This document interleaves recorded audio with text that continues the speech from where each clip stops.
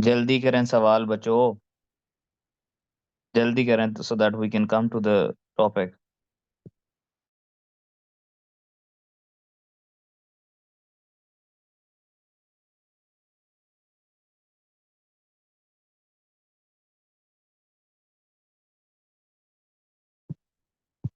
कमर mute अगर हैं बच्चे तो इनको अनम्यूट कर दो।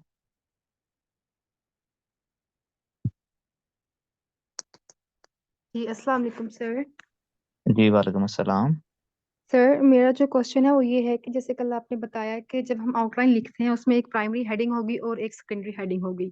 अब सेकेंडरी जी जी प्राइमरी हेडिंग में तो हमने 10 आर्गूमेंट्स या चले 8 आर्गूमेंट्स लिख लिए और सेकेंडरी हेडिंग में भी 5 और 6 इतने आर्गूमेंट्स दे लिए। लेकिन बात ये ठीक है। आती है कि जब हम इन आर्गूमेंट्स पे बॉडी पैराग्राफ बनाते हैं तो अगर हाँ हम जी। इस यूनिटी को फॉलो करें कि एक जो आर्गूमेंट है उस पर एक बॉडी पैराग्राफ डेवलप करना है तो वो तो नहीं हो हम्म। पाएगा टाइम मैनेजमेंट में। तो आपको किसने कहा है कि एक बॉडी पैराग्राफ एक सब हेड पे डिपेंड करता है? सर मैंने तो यही सीखा है कि यूनिटी हमने करनी है और 2 आर्गुमेंट्स का एक पैराग्राफ नहीं बनाना, वो स्ट्रक्चर खराब हो जाएगा ऐसे का। नहीं नहीं, ऐसा कहीं पे भी नहीं लिखा हुआ। आपने जी एग्जामिनर रिपोर्ट पढ़ी होगी, जाके अगर पढ़ के भी देख लें तो you would get to know कि उधर तो कहीं पे भी ये मेंशन नहीं है कि आपने जो है ना ये मेंशन करना है, वहां पे आपने सीक्वेंस रखनी है, ऐसा तो कहीं पे लिखा ही हुआ नहीं है। अब यू कैन जी मर्ज सर। टू सब heads into one paragraph, that's perfectly fine, I have done this 5 times, इसमें कोई मसला नहीं। राइट सर, ठीक है, थैंक यू वेरी मच। अच्छा अस्सलाम सर, वालेकुम सर। ये टॉपिक है is poor governance in Pakistan an outcome और a cause of political instability. Sir hmm. इसको दोनों तरह से लिख सकते हैं। एक मैंने पॉइंट बनाया है, हाउ पुअर गवर्नेंस इन और आ गया पाकिस्तान। ना बीच में, जी सर, ये तो सर सुनिएगा। Preferably you have to how choose one. How poor governance in Pakistan is an outcome of political instability, और दूसरा है how political instability causes poor governance in Pakistan.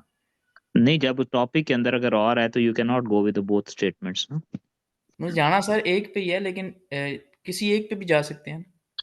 Yes. ठीक है। अस्सलाम वालेकुम सर। जी वालेकुम अस्सलाम।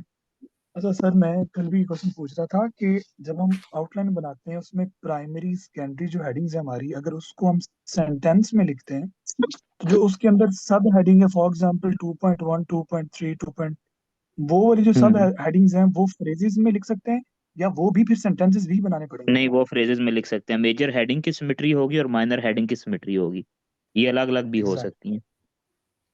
ठीक हो गया सर। अच्छा थैंक सर यू। जी, अगर आउटलाइन में फ्रेजेस आ जाएं तो जो स्टांस क्लैरिटी है फिर उसकी लेंथ कितनी रखनी पड़ेगी, मतलब उसमें स्टांस सारे। क्लैरिटी तो आपको पता जी, स्टांस क्लैरिटी तो आपको पता ही है कि वो 3 4 5 लाइंस तक होगी होगी। लेकिन सर वो और वो आउटलाइन के फिर कुछ टॉपिक्स आएंगे, मतलब वर्ड्स आएंगे जो भी होगा। कुछ उसका, हाँ जी, कुछ उसका ना, कुछ मतलब अगर फॉर एग्जांपल आप जेंडर इक्वालिटी मिथ है उसको प्रूव करने के 10 पॉइंट्स लिख रहे हैं, तो जो जी सर। ऊपर स्टांस क्लैरिटी में 2 3 पॉइंट्स डाल देंगे। अगर सर फ्रेजेस बन रही हो आउटलाइन में तो वो कैसे करें? तो 2 3 फ्रेजेस ऊपर यूज कर लो। ठीक है सर, अच्छा जी। Thank you. ओके जी, अब हम स्टार्ट करने जा रहे हैं। अभी तक what we have done is, recap करते चले चलते हैं। हमने टॉपिक अंडरस्टैंडिंग से स्टार्ट किया, फिर हम आए आउटलाइन के ऊपर, और आज हम कंस्ट्रक्ट करेंगे इंट्रोडक्शन और साथ में मेन बॉडी। अच्छा जी, मैंने आपको पहले दिन भी बताया कि एग्जामिनर जो है टॉपिक अंडरस्टैंडिंग के थ्रू आउटलाइन पे आता है। आउटलाइन वो डिटेल से पढ़ता है, लेकिन इंट्रोडक्शन क्यों मैटर करता है और इंट्रोडक्शन को हाउ कैसे लेकर चलना है, आज हमारी डिस्कशन पहली यहाँ से स्टार्ट होगी। देखें, आज तक जो हम इंट्रोडक्शन लिखते आए हैं, हम वो गलत इंट्रोडक्शन लिखते आए हैं। क्यों? इसको जानने से पहले पहले वाई का आंसर लेते हैं। इंट्रोडक्शन 3 चीजों के लिए मैटर करता है। नंबर 1 तो इसमें आपकी इंग्लिश चेक की जाती है। क्यों? क्योंकि आपकी आउटलाइन के अंदर आप सेंटेंस फ्रेजेस वगैरह लिख के जान छुड़वा सकते हैं। यहाँ पे आपकी जो इंग्लिश है वो असेस प्रॉपरली होगी जब आप इंट्रोडक्शन के अंदर उसको लिखेंगे। नंबर 1। नंबर 2, आपकी अंग्रेजी के बाद आपकी एक्सप्रेशन जो है वो आपका कहाँ आता है? आपके इंट्रोडक्शन के अंदर। ठीक है। नंबर 3 के ऊपर एक्सप्रेशन के बाद आपका जो एक कॉम्प्रीहेंशन की स्किल है, यानी कि क्या आपने वो सब कुछ जो कूजे में बंद करने वाला एक इस्तारा हम यूज करते हैं कि क्या जो आपने मेन बॉडी के अंदर सब कुछ करना है वो आपने properly reflect at each and everything of it, वो रिफ्लेक्ट किया है इंट्रोडक्शन में या नहीं, ये भी मैटर करता है। तो अंग्रेजी के साथ, एक्सप्रेशन के साथ, कॉम्प्रीहेंशन स्किल्स, ये तीनों जरूरी होती हैं, इसलिए इंट्रोडक्शन जो है हम लोग कहते हैं वो सबसे ज्यादा मैटर करता है। लेकिन हमारा मसला क्या है, हम जो इंट्रोडक्शन कंस्ट्रक्ट करते हैं वो गलत इंट्रोडक्शन कंस्ट्रक्ट करते हैं। कैसे? हम आज तक जो इंट्रोडक्शन लिखते आए हैं, हमें ये कहा जाता है कि आप इमेजिन करें कि आपके पास 2 पेजेस हैं, 200 वर्ड्स तक आपने इंट्रोडक्शन लिखना है। ऑल्दो ये भी कहीं पे किसी एग्जामिनर रिपोर्ट के अंदर मेंशन नहीं है कि आप 200 वर्ड्स तक जाएंगे और 200 वर्ड्स तक जो है वो जो है वो आप जाके उसको लिखेंगे तो ही आपका आइडियल लेंथ मेंटेन होगी। ये वैसे ही हमने अपने पास से आके इस चीज को एक आहज किया हुआ है, इसके अंदर कोई हकीकत एग्जिस्ट नहीं करती। ठीक है जी। अब कहा क्या जाता है, कहा ये जाता है कि आपने हुक से स्टार्ट लेना है, उसके बाद आपने डेफिनेशन ऑफ द कॉन्सेप्ट और term whatever is there वो बयान करनी है। उसके बाद आपने आके फैक्ट्स एंड फिगर्स देने हैं बीच में। फैक्ट्स एंड फिगर्स देने के बाद आपने जो है वो आगे आके जो है वो एग्जाम्प्लीफाई करना है। फिर उसके बाद कहा जाता है एंड पे आके थीसिस स्टेटमेंट देनी है। और इस तरह करके आपने अपना पूरे का पूरा जो है ऐसे वो उसका आउट जो है ना वो बनाना है आपने, क्या उसको कहते हैं, इंट्रोडक्शन। अब बात ये है कि ये जो इंट्रोडक्शन आज तक हम लिखते आए हैं, इसमें ये हुक अगेन एक बोरोड एक्सप्रेशन होता है, definition yet again borrowed expression. Borrowed expression का मतलब है जो आपका अपना प्रोड्यूस्ड नहीं होता, जो आपने कहीं ना कहीं से कॉपी किया होता है। उसके बाद आपकी जो है वो फैक्ट्स एंड फिगर्स आते हैं, yet again they are borrowed expression. Example आ जाती है, example is too borrowed expression. This thesis statement is somewhat 50% your own wording, so we end up writing 80% crammed borrowed expression and only 20% of his basically are written. सो हम लोग कहते हैं कि एक ऐसा इंट्रोडक्शन, जबकि इंट्रोडक्शन का तो पर्पस ये होना चाहिए और एग्जामिनर इंट्रोडक्शन में ये असेस करना चाहता है कि क्या आपने सेल्फ राइटिंग की। नंबर 2 पे सेल्फ राइटिंग के बाद क्या आपका इंट्रोडक्शन पूरी मेन बॉडी जो है उसको एक्सप्लेन कर रहा है या नहीं कर रहा। ये दोनों चीजें इसके अंदर रिफ्लेक्ट होनी चाहिए। लेकिन यहाँ पे हम देखते हैं हुक जो है ये कहाँ मेन बॉडी को एक्सप्लेन करती है, डेफिनेशन कहाँ मेन बॉडी को एक्सप्लेन करती है। एक्सप्लेन मेन बॉडी को करने का मतलब होता है कि मेन बॉडी में जो कुछ आ रहा है उसका एक ओवरव्यू होना चाहिए इंट्रोडक्शन के अंदर। फैक्ट्स एंड फिगर कहाँ होते हैं, एग्जाम्पल कहाँ पूरी मेन बॉडी को एक्सप्लेन करती है। सो इन अदर वर्ड हमें सिखाया गया था कि आपको फैंसी होना पड़ेगा इंट्रोडक्शन में to create an impression and impact on the examiner. But ये फैंसी होना is a negative thing. Why? Because the purpose of introduction is not being fulfilled here. Purpose of introduction होता क्या है, let me tell you that. ठीक है, purpose of introduction would always be this one, that you have to write an introduction which should be written in your own language, and it should be explaining the outline in a way that it should be creating the whole picture of main body in an overview. ठीक है, हम मुझे ये बताएं कि अगर आप ऐसे इंट्रोडक्शन को जो इस पैटर्न पे बेस करता है पढ़ेंगे, तो कहाँ पे आप मुझे बताएंगे कि सर इस इंट्रोडक्शन की बेस के ऊपर हम बता सकते हैं कि मेन बॉडी में क्या होगा और कैसे मेन बॉडी चलेगी। आप नहीं बता पाएंगे। उसकी रीजन क्या है कि ये जो इंट्रोडक्शन है, ये इंट्रोडक्शन किस चीज का है, सवाल का। आइंदा के बाद हमने सवाल का इंट्रोडक्शन नहीं देना, हमने जवाब का इंट्रोडक्शन देना है। इसका क्या मतलब है? सवाल का इंट्रोडक्शन ये होता है कि जो आपसे टॉपिक पूछा गया है, जैसे जेंडर इक्वालिटी अ मिथ और रियलिटी है, हमने उसमें जेंडर इक्वालिटी को रियलिटी सॉरी मिथ कंसीडर किया था। तो हुक स्टार्ट होगी, जो एक कहानी होगी, एक तमहीद होगी, एक लंबी चौड़ी डिस्कशन होगी, एक बोरोड एक्सप्रेशन होगा जो जेंडर इक्वालिटी के ऊपर एम्फसिस करेगा। फिर डेफिनेशन ऑफ इट कि how gender equality is being characterised, फिर facts and figures indicating that पूरी दुनिया में जेंडर इक्वालिटी नहीं है, example of few countries where gender equality is not there, फिर थीसिस स्टेटमेंट जिसके अंदर एक self explanatory comprehensive statement construct करेंगे cause effect and way forward की, जिसमें आप बताएंगे कि आप पूरा ऐसे किस तरह डील करेगा। तो इसका मतलब है सिर्फ आखिरी 5 4 5 6 लाइनों के अलावा तो पूरा का पूरा ऐसे जो आप लिख रहे हैं वो सेल्फ एक्सप्लेनेटरी नेचर का है ही नहीं है।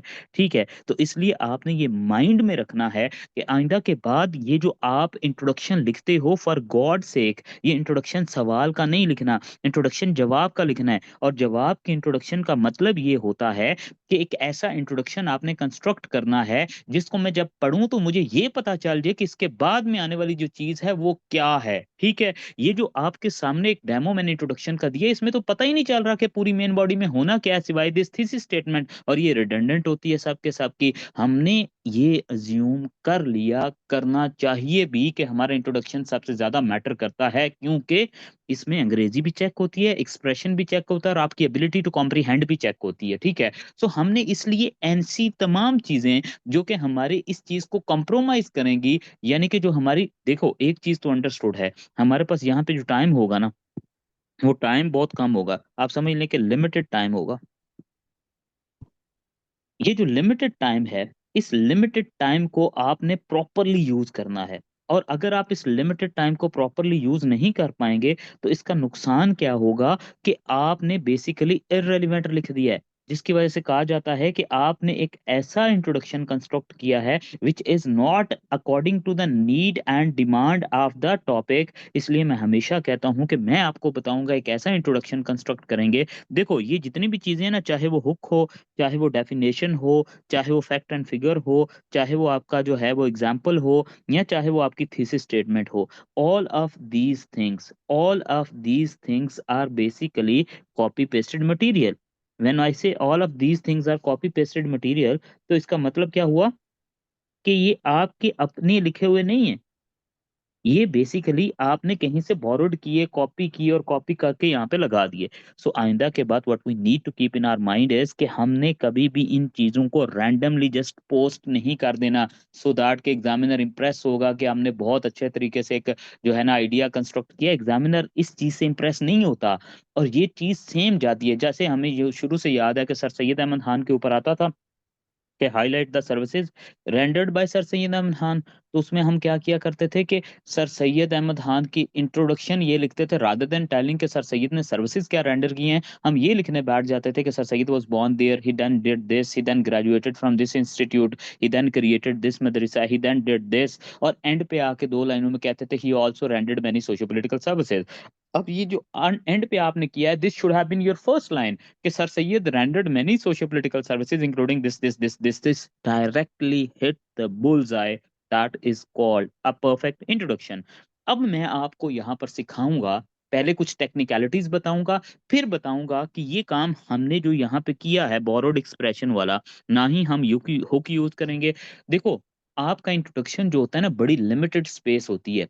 आपका इंट्रोडक्शन आप यूं ही अज्यूम कर लें ऐसी ही होता है जैसे कि आपने, मैं हमेशा अपने बच्चों को एग्जांपल देता हूँ कि इट्स लाइक कि आप अपने मुल्क के वजीर आजम के साथ 2 मिनट लेकर बैठे हुए हैं, एंड उन those 2 minutes what you have to do is कि आपने एक पूरे अपने इलाके के एरियाज के जो भी इश्यूज हैं, जो भी मसाइल हैं, वो उसके साथ डिस्कस करने हैं, और उनको डिस्कस करते हुए आपने ये चीज़ इंश्योर करनी है। एसेंस सोलैरी मैं बताता हूँ ये सारी चीजें हैं क्या। हुक वाला क्या होती है, हुक बेसिकली अक्सर लोग सिखाते हैं कि आपने जो है, देखो पहले ये समझ लो, टेक्निकलिटी की समझ लो। टेक्निकलिटी क्या है, आपका जो है वो पूरा का पूरा इंट्रोडक्शन जो है वो एक पैराग्राफ में लिखा जाता है। Whole introduction is written in 1 paragraph. अब वो जो पूरे एक पैराग्राफ में आपका इंट्रोडक्शन लिखा जाता है उसमें पैराग्राफ ब्रेक नहीं होती। मैं क्यों कहता हूं कि पैराग्राफ ब्रेक नहीं होती, अक्सर लोग ये ज्यूम कर लेते हैं कि इंट्रोडक्शन को हम 2 या 2 से ज्यादा पैराग्राफ्स में भी लिख सकते हैं। You can not do so.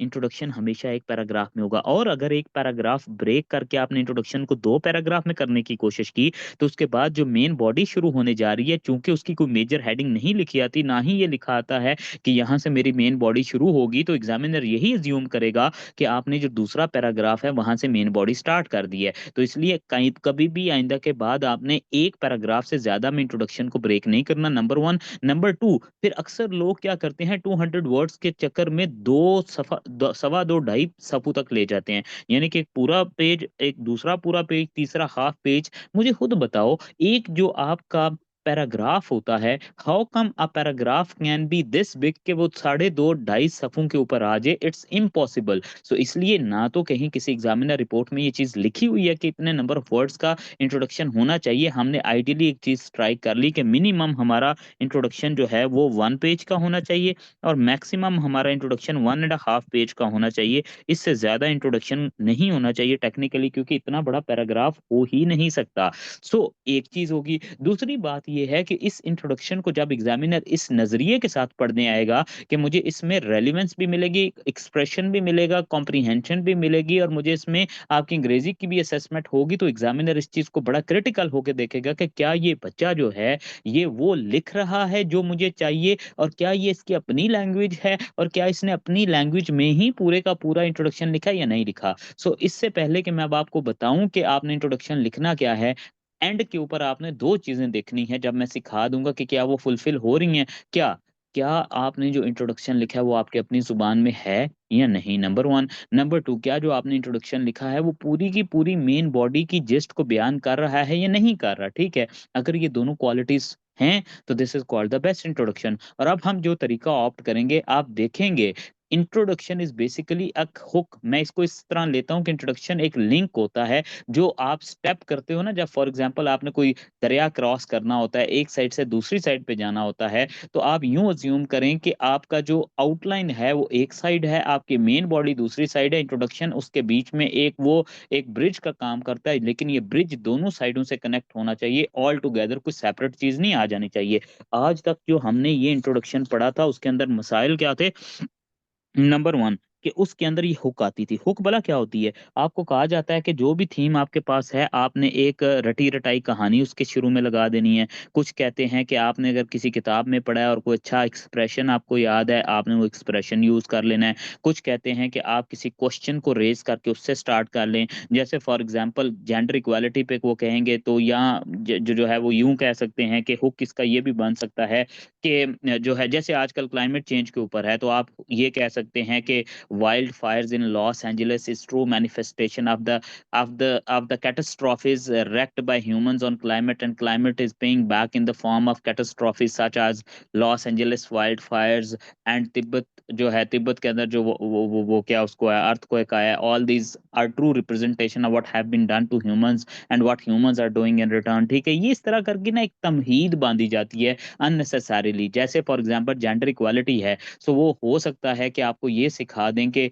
आपने एक पूरी कहानी कंस्ट्रक्ट करके लानी है, that Ali is living in a town where Ayesha also lives. Ayesha and Ali both are born to a family where Ali has been given more chances and more appreciation and more जो है attention than Aisha. In return, Aisha had suffered much during her growth, and she felt all the negativities, and she remained deprived, thus resulting into a mother who has many traumas at the back end, thus creating a whole generation of back traumas. इस तरह करके ना आपको कहा जाता है कि आपने कैची सा स्टार्ट लेना है। इसको कहा जाता है हुक। हुक यहाँ तो कोई बोरोड एक्सप्रेशन होता है, कोई अच्छी किताब पढ़ी उसमें से उस टॉपिक से रिलेटेड निकाल लिया, या फिर कोई कहानी होती है जो आप गढ़ते हो इन ऑर्डर टू लिंक और in order to make your introduction more impressive, whatever the case is. हमने ये नहीं करना। क्यों? क्योंकि ये जो हुक होती है ना, ये ऑलमोस्ट 6 7 8 9 10 लाइंस ले जाती है, ठीक है? जब ये इतना ज्यादा लाइंस ले जाती हैं और एंड पे हो सकता है कि वो कनेक्ट भी ना कर पा रही हो उस टॉपिक के साथ जो टॉपिक एग्जामिनर ने पूछा है,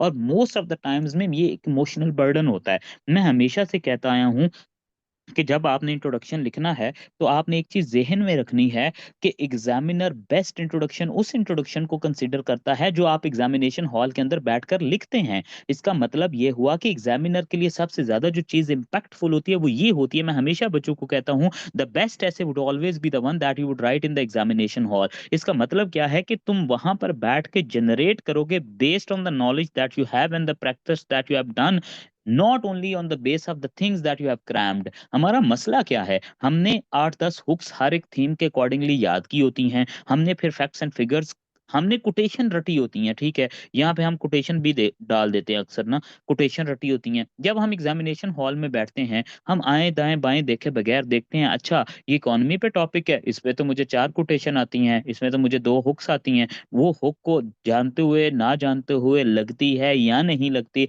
हमने उठा के डाल दी जस्ट बिकॉज के we want to give it a try, कि हम इसको फैंसी साउंड करवा सकें। अल्लाह के बंदो, this is crammed mechanical way of writing, do not do so.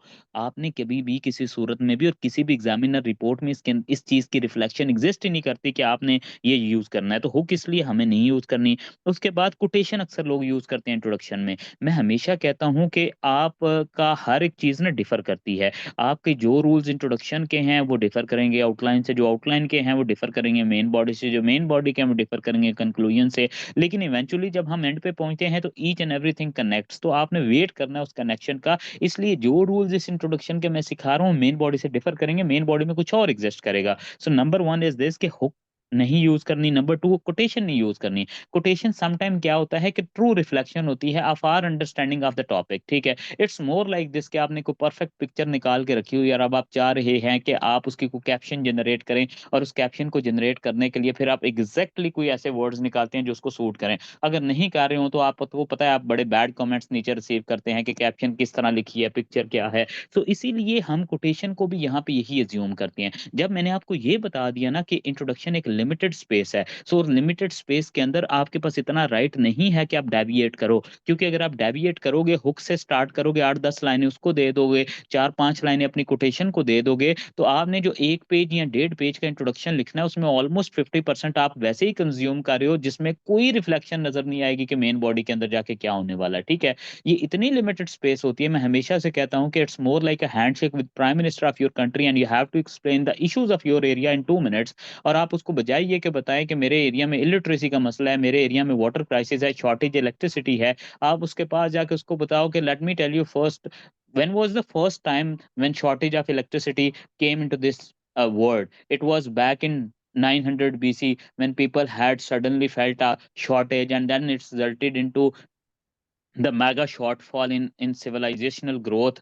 It was witnessed across the globe. It was once became the phenomena of London. It was once became the surge into the meadows of Europe. और फिर आप उसको link करें, same is the case with the third world, where Pakistan, country like Pakistan, are still facing many issues, and my area is also in Pakistan, and thus my areas are also faces this issue of electricity shortage। और आपको लगेगा कि बड़ा Impress हो जाएगा इस चीज से, नॉट एट ऑल, ठीक है। तो हमने इंट्रोडक्शन के अंदर हर एक चीज की जिस्ट देनी होती है, हमने कहानी नहीं करनी होती। हम कोटेशन भी इसलिए नहीं देते कि मोस्ट ऑफ द टाइम्स क्या होता है, कोटेशन एग्जैक्टली 100% फिट नहीं बैठ रही होती उस सीक्वेंस ऑफ इंट्रोडक्शन के साथ। तो इसलिए हम कहते हैं कि जब ये वाले काम आप जाके मेन बॉडी में कर सकते हो। सिमिलरली मैं क्यों मना करता हूं कि अपने इंट्रोडक्शन के अंदर आपने फैक्ट्स एंड फिगर्स भी नहीं देने, उसकी रीजन ये है कि इंट्रोडक्शन के अंदर फैक्ट्स एंड फिगर्स देने का मतलब ये होता है कि इंट्रोडक्शन के अंदर जब आप फैक्ट्स एंड फिगर्स देंगे तो इसमें एक चीज बड़ी कैटेगोरिकली आएगी। वो यूं आएगी कि आपका कोई एक पॉइंट, फॉर एग्जांपल मैं कहता हूं ना, जेंडर इक्वालिटी जो है वो एक मिथ है, और इस मिथ में सबसे बड़ी जो इंडिकेशन है वो ये है कि जेंडर स्पेसिफिक रोल्स एग्जिस्ट करते हैं। तो मैं हो सकता है इसमें कहूं कि according to UN women, United Nation की वुमेन एजेंसी जो है, उसके अंदर it has been the concern has been raised that certain areas have specify, उसकी किसी भी मैं रिपोर्ट को मेंशन करूंगा। तो इसका मतलब है कि मैंने अपने एक सब हेड के अंदर जहां पे जेंडर स्पेसिफिक रोल्स हैं, एक प्रॉपर रिसर्च मेंशन कर दी है, फैक्ट एंड फिगर मेंशन कर दिया। जेंडर बेस्ड वायलेंस के ऊपर मैंने एक रिपोर्ट जो है ना वो यूएनईपी की मेंशन कर दी, ठीक है। अगर मैं वो करूंगा तो इसका मतलब ये हुआ कि मैंने उस पर्टिकुलर सब हेड को बड़ी इंपॉर्टेंस दी है। तो फिर मुझे ये बताओ कि आपने चूंकि क्रक्स देना होता है, हर एक सब हेड वहां पे मेंशन करना होता है, हर एक चीज की रिफ्लेक्शन देनी होती है। अगर आप इसी तरह हर एक सब हेड के साथ कहीं ना कहीं जाके कोई ना कोई रेफरेंस बेस्ड एनालिसिस करते जाओगे, तो आप मुझे खुद बताओ इसका नुकसान क्या होगा। आपका इंट्रोडक्शन तो 6 सफ़ों पे चला जाएगा, आप हर एक पॉइंट को जस्टिफाई नहीं कर पाते और ना ही कर सकते हैं, ठीक है। तो हमने इसलिए अवॉइड करना है कि हम ये काम ना करें, ठीक है। इस काम को करना कैन गो अगेंस्ट अस, ठीक है। ये एनालिसिस आपको हो गया है, इस चीज़ की समझ आ गई है। उसके बाद जो दूसरी चीज़ आती है वो ये आ जाती है कि हमने किसी सूरत में भी एग्जाम्पलीफाई नहीं करना, ठीक है। अब बड़ा सवाल ये आता है कि एग्जाम्पलीफाई करने का मतलब क्या होता है, एग्जाम्पलीफाई करना किस तरह जो है हमारे लिए डेट्रीमेंटल होता है।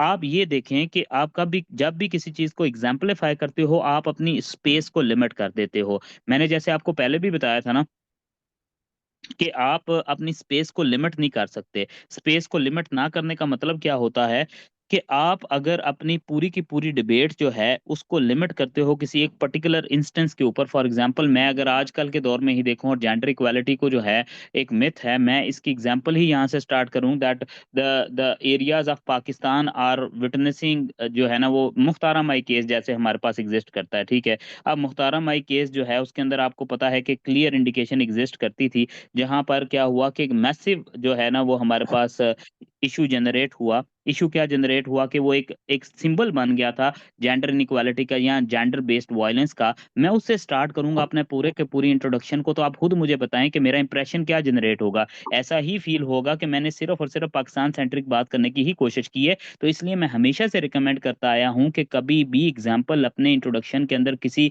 एक सर्टन आर्ग्यूमेंट के साथ मेंशन ना करो। तुम्हारा किसी एक सर्टन आर्ग्यूमेंट के साथ एग्जाम्पल को मेंशन करना can go against the very nature of the topic, ठीक है। इसलिए वो कैन नॉट डू सो, हमने ये नहीं करना, ठीक है।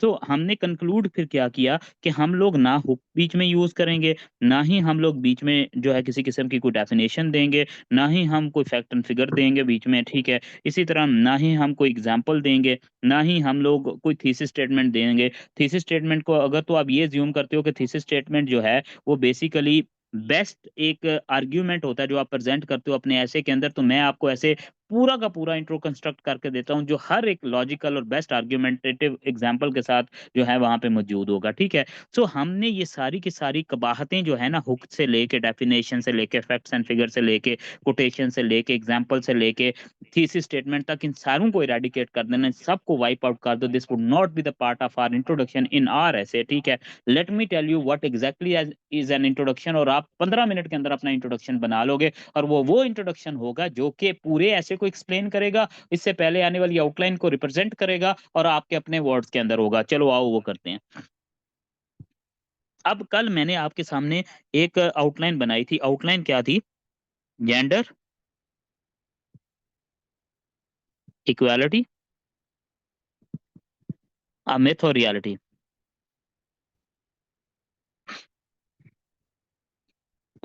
इसके अंदर सबसे पहले हमने क्या किया था? इंट्रोडक्शन लिखा था।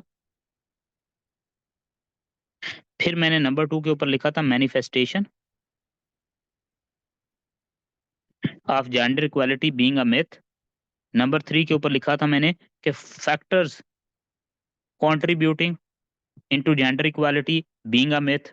बार बार मैं being a myth gender equality क्यों कर रहा हूं? क्योंकि ये हमारा एक स्टांस है और हमारे हर एक मेजर हेडिंग के अंदर आएगा तो रिफ्लेक्ट बैक करेगा कि हम एक्चुअली कहना क्या चाह रहे हैं। नंबर 4 के ऊपर आएगा कि इसके डेट्रीमेंटल इम्पैक्ट्स क्या हैं या इसको implications of gender equality being a myth, ठीक है।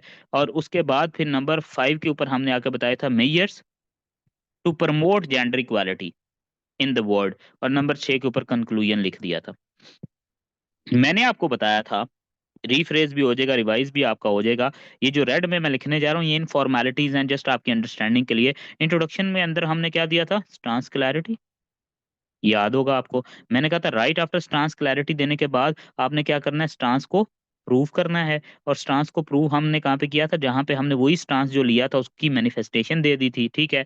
फिर जी उसके बाद ये दोनों जो थे ये थे प्राइमरी हेडिंग्स में आ रहे थे हमारे। इसके बाद जो कुछ आया था ये सेकेंडरी हेडिंग्स में आया था। फिर हमने ये कहा था कि जो सेकेंडरी हेडिंग में आएगा उसके नीचे सब हेड जो हैं वो कंपैरेटिवली कम होंगे, और जो प्राइमरी हेडिंग में आएगा उसके नीचे सब हेड जो हैं वो थोड़े से ज्यादा होंगे, ठीक है। इसी के साथ हमने कहा कि ये जो भी है ना फैक्टर्स इम्प्लीकेशंस, ये हमने क्यों लिखी हैं? ये डायरेक्टली टॉपिक के अंदर डिमांडेड तो नहीं है। टॉपिक के अंदर तो सिर्फ एक चीज डिमांडेड थी कि मिथ है तो मिथ को प्रूव करो। ये हमने इसलिए लिखी थी क्योंकि हम ये चाहते थे कि हम इनके थ्रू अपने पॉइंट को फर्दर स्ट्रॉन्ग करें। इस पॉइंट को एक तो आउटलाइन की लेंथ को कॉम्प्रिहेंसिवली बनाएं, दूसरा अपने पॉइंट को प्रॉपरली प्रूव करें। तो इसलिए हमने ये सेकेंडरी हेडिंग्स लिखी थी। तो इन सेकेंडरी हेडिंग्स के ऊपर हम आके ये इत्तेफाक करेंगे, ये कहेंगे कि ये जो सेकेंडरी हेडिंग हमने लिखी थी ये हमारे स्टांस को क्या कर रही थी? फर्दर प्रूव कर रही थी या स्टांस को स्ट्रेंथन कर रही थी, ये एक ही चीज है। ऊपर ये प्राइमरी हेडिंग का ये मैनिफेस्टेशन फैक्टर, ये सारी की सारी इस चीज की इंडिकेशन कर रही है कि भाईजान जेंडर इक्वालिटी मिथ है। फिर नंबर 5 के ऊपर आए और मेयर्स। मेयर्स को मैंने यहाँ पे कह दिया कि ये हमने जो ऊपर स्टांस लिया था ना, ये मिथ है, इस मिथ को ये काउंटर कर रहा है, तो मैंने इसको कह देता हूँ स्टांस काउंटर करना इसको कहते हैं। ठीक हो गया। और फिर कल एक यहाँ पे हमारी कंक्लूजन, जो हमारी आउटलाइन का कंक्लूजन था, उसमें एक चीज मिस होगी जिसको मैं कहता हूँ पॉजिटिव कंक्लूसिव सेंटेंस। ये भला क्या होता है? मैं कहता हूं कि आपकी आउटलाइन एक कॉम्प्रिहेंसिव पैकेज होना चाहिए। जब इंट्रोडक्शन के अंदर आप 2-3 लाइंस लिखते हो तो फिर वो रिफ्लेक्ट करती हैं मेन बॉडी के इंट्रोडक्शन को। कंक्लूजन ऑफ आउटलाइन के अंदर भी 2-3 लाइंस आनी चाहिए जो मेन बॉडी के कंक्लूजन को रिफ्लेक्ट करें। इसको हम कहते हैं पॉजिटिव कंक्लूसिव सेंटेंस। ये सिंपल होता है, जैसे आप कह दें कि पूरी दुनिया में जेंडर इनइक्वालिटी एग्जिस्ट करती है, स्टेप्स लेने चाहिए ताकि जेंडर इक्वालिटी को प्रमोट किया जा सके for a better future of humanity. ठीक है, इसमें कोई रॉकेट साइंस एग्जिस्ट नहीं करेगी। ये 2 से 3 लाइंस आपकी आउटलाइन के कंक्लूजन के अंदर आएंगी। रैशनैलिटी ये है कि ये रिप्रेजेंट करेंगी किस चीज को, जो कि आपकी मेन बॉडी के अंदर कंक्लूजन का एक पूरा पैराग्राफ है, उसकी इंडिकेशन यहाँ पे होगी। एक कंप्लीट कोट अनकोट करके हमने एक ये कंस्ट्रक्ट कर दी। अब आओ आउटलाइन के बाद इंट्रोडक्शन।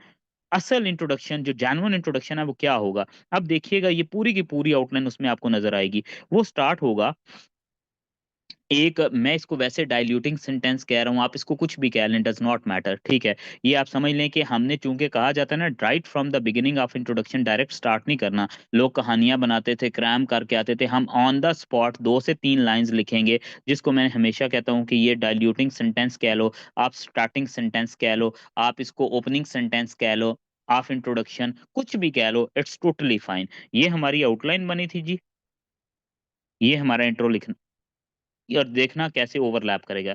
नंबर 2 के ऊपर आएगा स्टांस क्लैरिटी, जो आपको पता है कि आपने आउटलाइन के अंदर कहाँ पे दी थी, इंट्रोडक्शन के अंदर। नंबर 3 के ऊपर आएगा स्टांस को प्रूव करना, और आपको याद है कि आपने मैनिफेस्टेशन, आपने फैक्टर्स और आपने इम्प्लीमेंटेशन के थ्रू स्टांस को प्रूव किया था। नंबर 4 पे आएगा स्टांस को काउंटर करना, और आपको याद है कि आपने स्टांस को काउंटर किया था कहाँ पे, जब आपने काउंटरिंग मेयर्स दिए थे। यानी कि काउंटर करने का मतलब होता है कि जो आपने वो इशू आइडेंटिफाई किया है ना, उसको टैकल कैसे किया है, ये स्टांस काउंटर करना। आप इन वर्ड्स को अपनी मर्जी के मुताबिक भी वो जो है ना सेट कर सकते हैं। ऐसा नहीं है कि ये किसी एग्जामिनर रिपोर्ट में लिखा हुआ है, लेकिन आपको समझाने के लिए एक टेम्पलेट दिखा रहा हूँ। फिर नंबर 5 के ऊपर आएगा पॉजिटिव कंक्लूसिव सेंटेंस, और आपको पता है ये पॉजिटिव कंक्लूसिव सेंटेंस हमने कहा किया था कंक्लूजन में। तो अल्लाह के बंदो, नंबर 2, नंबर 3, नंबर 4, नंबर 5 ये तो सेम है जो हमने आउटलाइन में लिखे थे एग्जैक्टली। ये ने काउंटर पर्सपेक्टिव शज़ेन नहीं देना। ये बेसिकली स्टांस काउंटर का मतलब है कि जो इश्यूज आपने आइडेंटिफाई किए हैं टॉपिक के अंदर, उसकी सोल्यूशन देना। वो ऑब्वियसली सोल्यूशन जो होती है वो काउंटर ही कार्य होती है ना उन इश्यूज को जो हमने किए हैं। इसका ये मतलब नहीं है कि आपने जेंडर इक्वालिटी या मिथ है तो इसका काउंटर एनालिसिस दे देना कि ये रियलिटी भी है। थैंक यू सो मच बच्चे। अच्छा जी, स्टार्ट कहाँ से करना है? डाइल्यूटिंग सेंटेंस से। ठीक है, ये ओपनिंग सेंटेंस है, कुछ भी हो सकता है। आइए मैं अब आपको बताता हूँ कि हमारा एक आइडियल जो है इंट्रोडक्शन, वो कैसे चलेगा। आप ज्यूम करें कि ये हमारे पास 2 सफ़े आ गए, इनके अंदर मैं ब्लू पॉइंट पेन से लिखता हूँ। होगा यूं, सबसे पहले डाइल्यूटिंग सेंटेंस आएगा, वो जाएगा 2 से 3 हो सकता है लाइंस के ऊपर। उसके बाद आपका मेजर हेड आएगा एक, हो सकता है पहला मेजर हेड किसका आ जाए, मैनिफेस्टेशन का। इसके नीचे आगे 2 से 3 सब हेडिंग मैनिफेस्टेशन की आएंगी। फिर मेजर हेड आएगा सीक्वेंस में किसका, फैक्टर्स का। उसके आगे हो सकता है 2 से 3 सब हेड आ जाएं फैक्टर्स के। फिर मेजर हेड आएगा किसका, इम्प्लीकेशंस का। पूरी आउटलाइन के सीक्वेंस को फॉलो कर रहा हूँ। उसके बाद हो सकता है उसके नीचे भी 2 से 3 सब हेड आ जाएं। फिर उसके बाद मेजर हेड आएगा कौन सा, वही जहाँ पे स्टांस को काउंटर किया था, यानी कि मेयर्स का। मेयर्स के नीचे भी हो सकता है 2 से 3 सब हेड आ जाएं। और फिर एंड पे क्या आ जाएगा, पॉजिटिव कंक्लूसिव सेंटेंस और इस तरह करके हमारा 1.5 पेज का कंप्लीट इंट्रोडक्शन खत्म हो जाएगा। अब एक और चीज करनी है, जहां पे एक मेजर हेड खत्म होगा ना और दूसरा मेजर हेड शुरू होगा, इसके बीच में एक सेंटेंस डाल देना जिसको हम कहते हैं इम्प्रोवाइजेशन का सेंटेंस। ये क्या होता है, आपको एक एग्जांपल देता हूँ। जैसे मैं कहूंगा कि आज मुझे बड़े काम हैं, कल भी मुझे बड़े काम होंगे। मैं कहूंगा आज मुझे बड़े काम है, कल भी मुझे बड़े काम होंगे, ये 2 सेंटेंस है ना। मैं इसके बीच में इम्प्रोवाइजेशन करता हूँ। मैं कहूंगा आज मुझे बड़े काम हैं क्योंकि आज मुझे 5 से 6 जो है इंपॉर्टेंट इश्यूज को निपटाना है और कल भी मुझे बड़े काम होंगे। ठीक है, अब ये जो 5 से 6 इंपॉर्टेंट इश्यूज को निपटाना है, ये मैंने एक एक सॉर्ट ऑफ जो है ना इम्प्रोवाइजेशन का सेंटेंस बीच में डाल दिया। ठीक है, तो होगा क्या, अब आप देखिएगा, हम इसी जेंडर इक्वालिटी अ मिथ और रियलिटी का एक पूरा का पूरा इंट्रोडक्शन कंस्ट्रक्ट करने जा रहे हैं। सुनिएगा, मैं डाइल्यूटिंग सेंटेंस से स्टार्ट कर रहा हूं। मैं ये कह सकता हूं that gender equality across the globe has become a real concern for the humanity.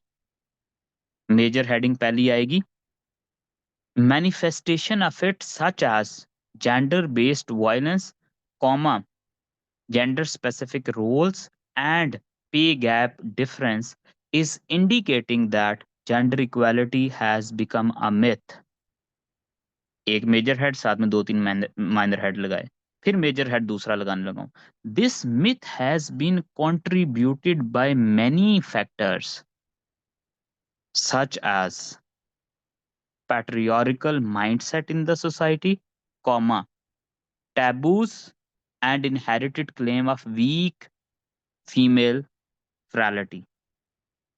फिर implication, this has resulted into many dire consequences for societal survival and individually female existence। ये मैंने एक ऐसी improvisation की लाइन डाल दी। implication such as destroyed social fabric, comma, low female participation in progressive society and more burdened female segment on the society and government।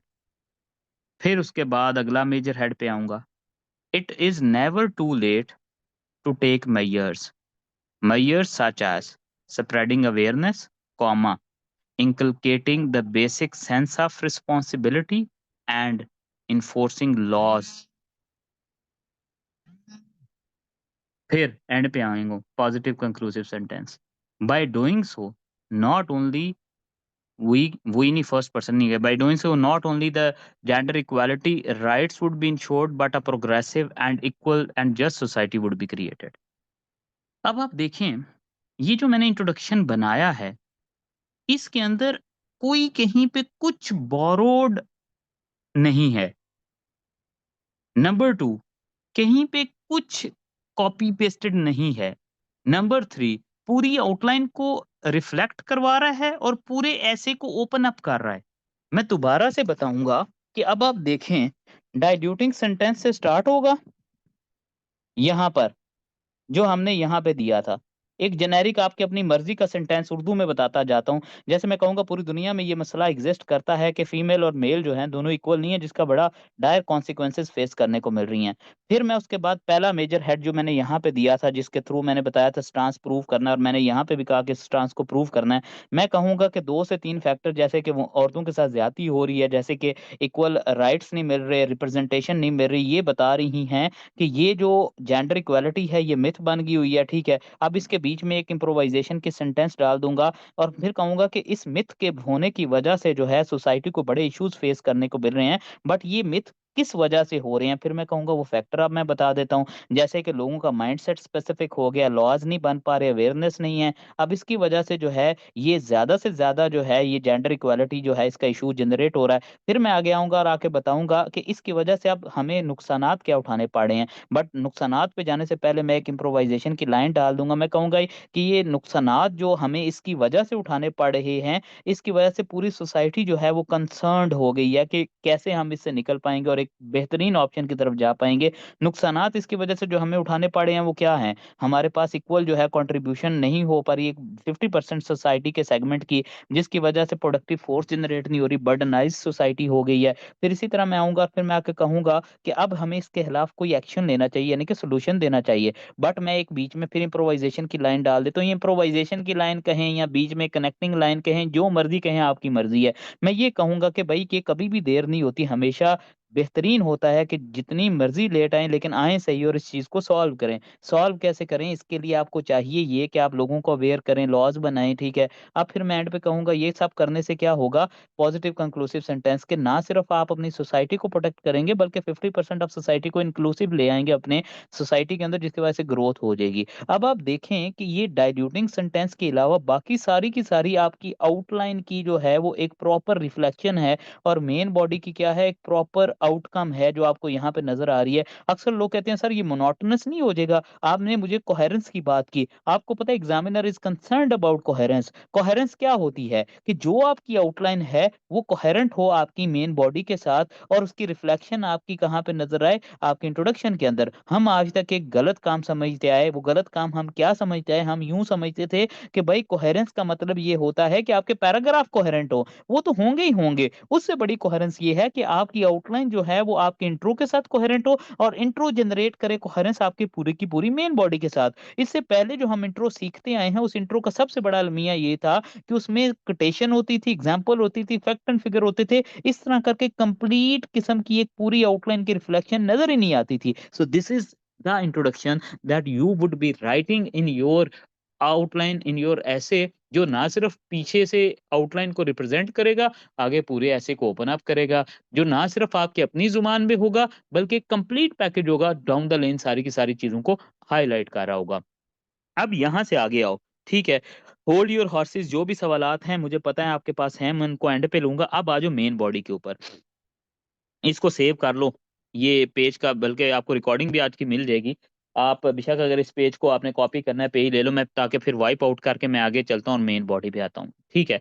अच्छा जी, अब हमारे ऐसे का जो लास्ट मोस्ट इंटेग्रल कंपोनेंट है वो है मेन बॉडी, ठीक है। मैंने आपको शुरू में भी बताया था कि मेन बॉडी अपेरेंटली तो तकरीबन तकरीबन आपके ऐसे का जो है वो ऑलमोस्ट ऑलमोस्ट 75% ले जाती है, ठीक है। अब ये जो 75% होता है, इसके अंदर 10 से 12 रूल्स हैं जो आपने माइंड में रखने हैं और आपने उनको अप्लाई करना है मेन बॉडी के अंदर, ठीक है। सबसे पहला रूल क्या है? सबसे पहला रूल ये है कि आपकी मेन, ये लिख लें बातें, ये आपको याद नहीं रहेंगी, इनको अपनी वर्डिंग के अंदर प्रोड्यूस करें।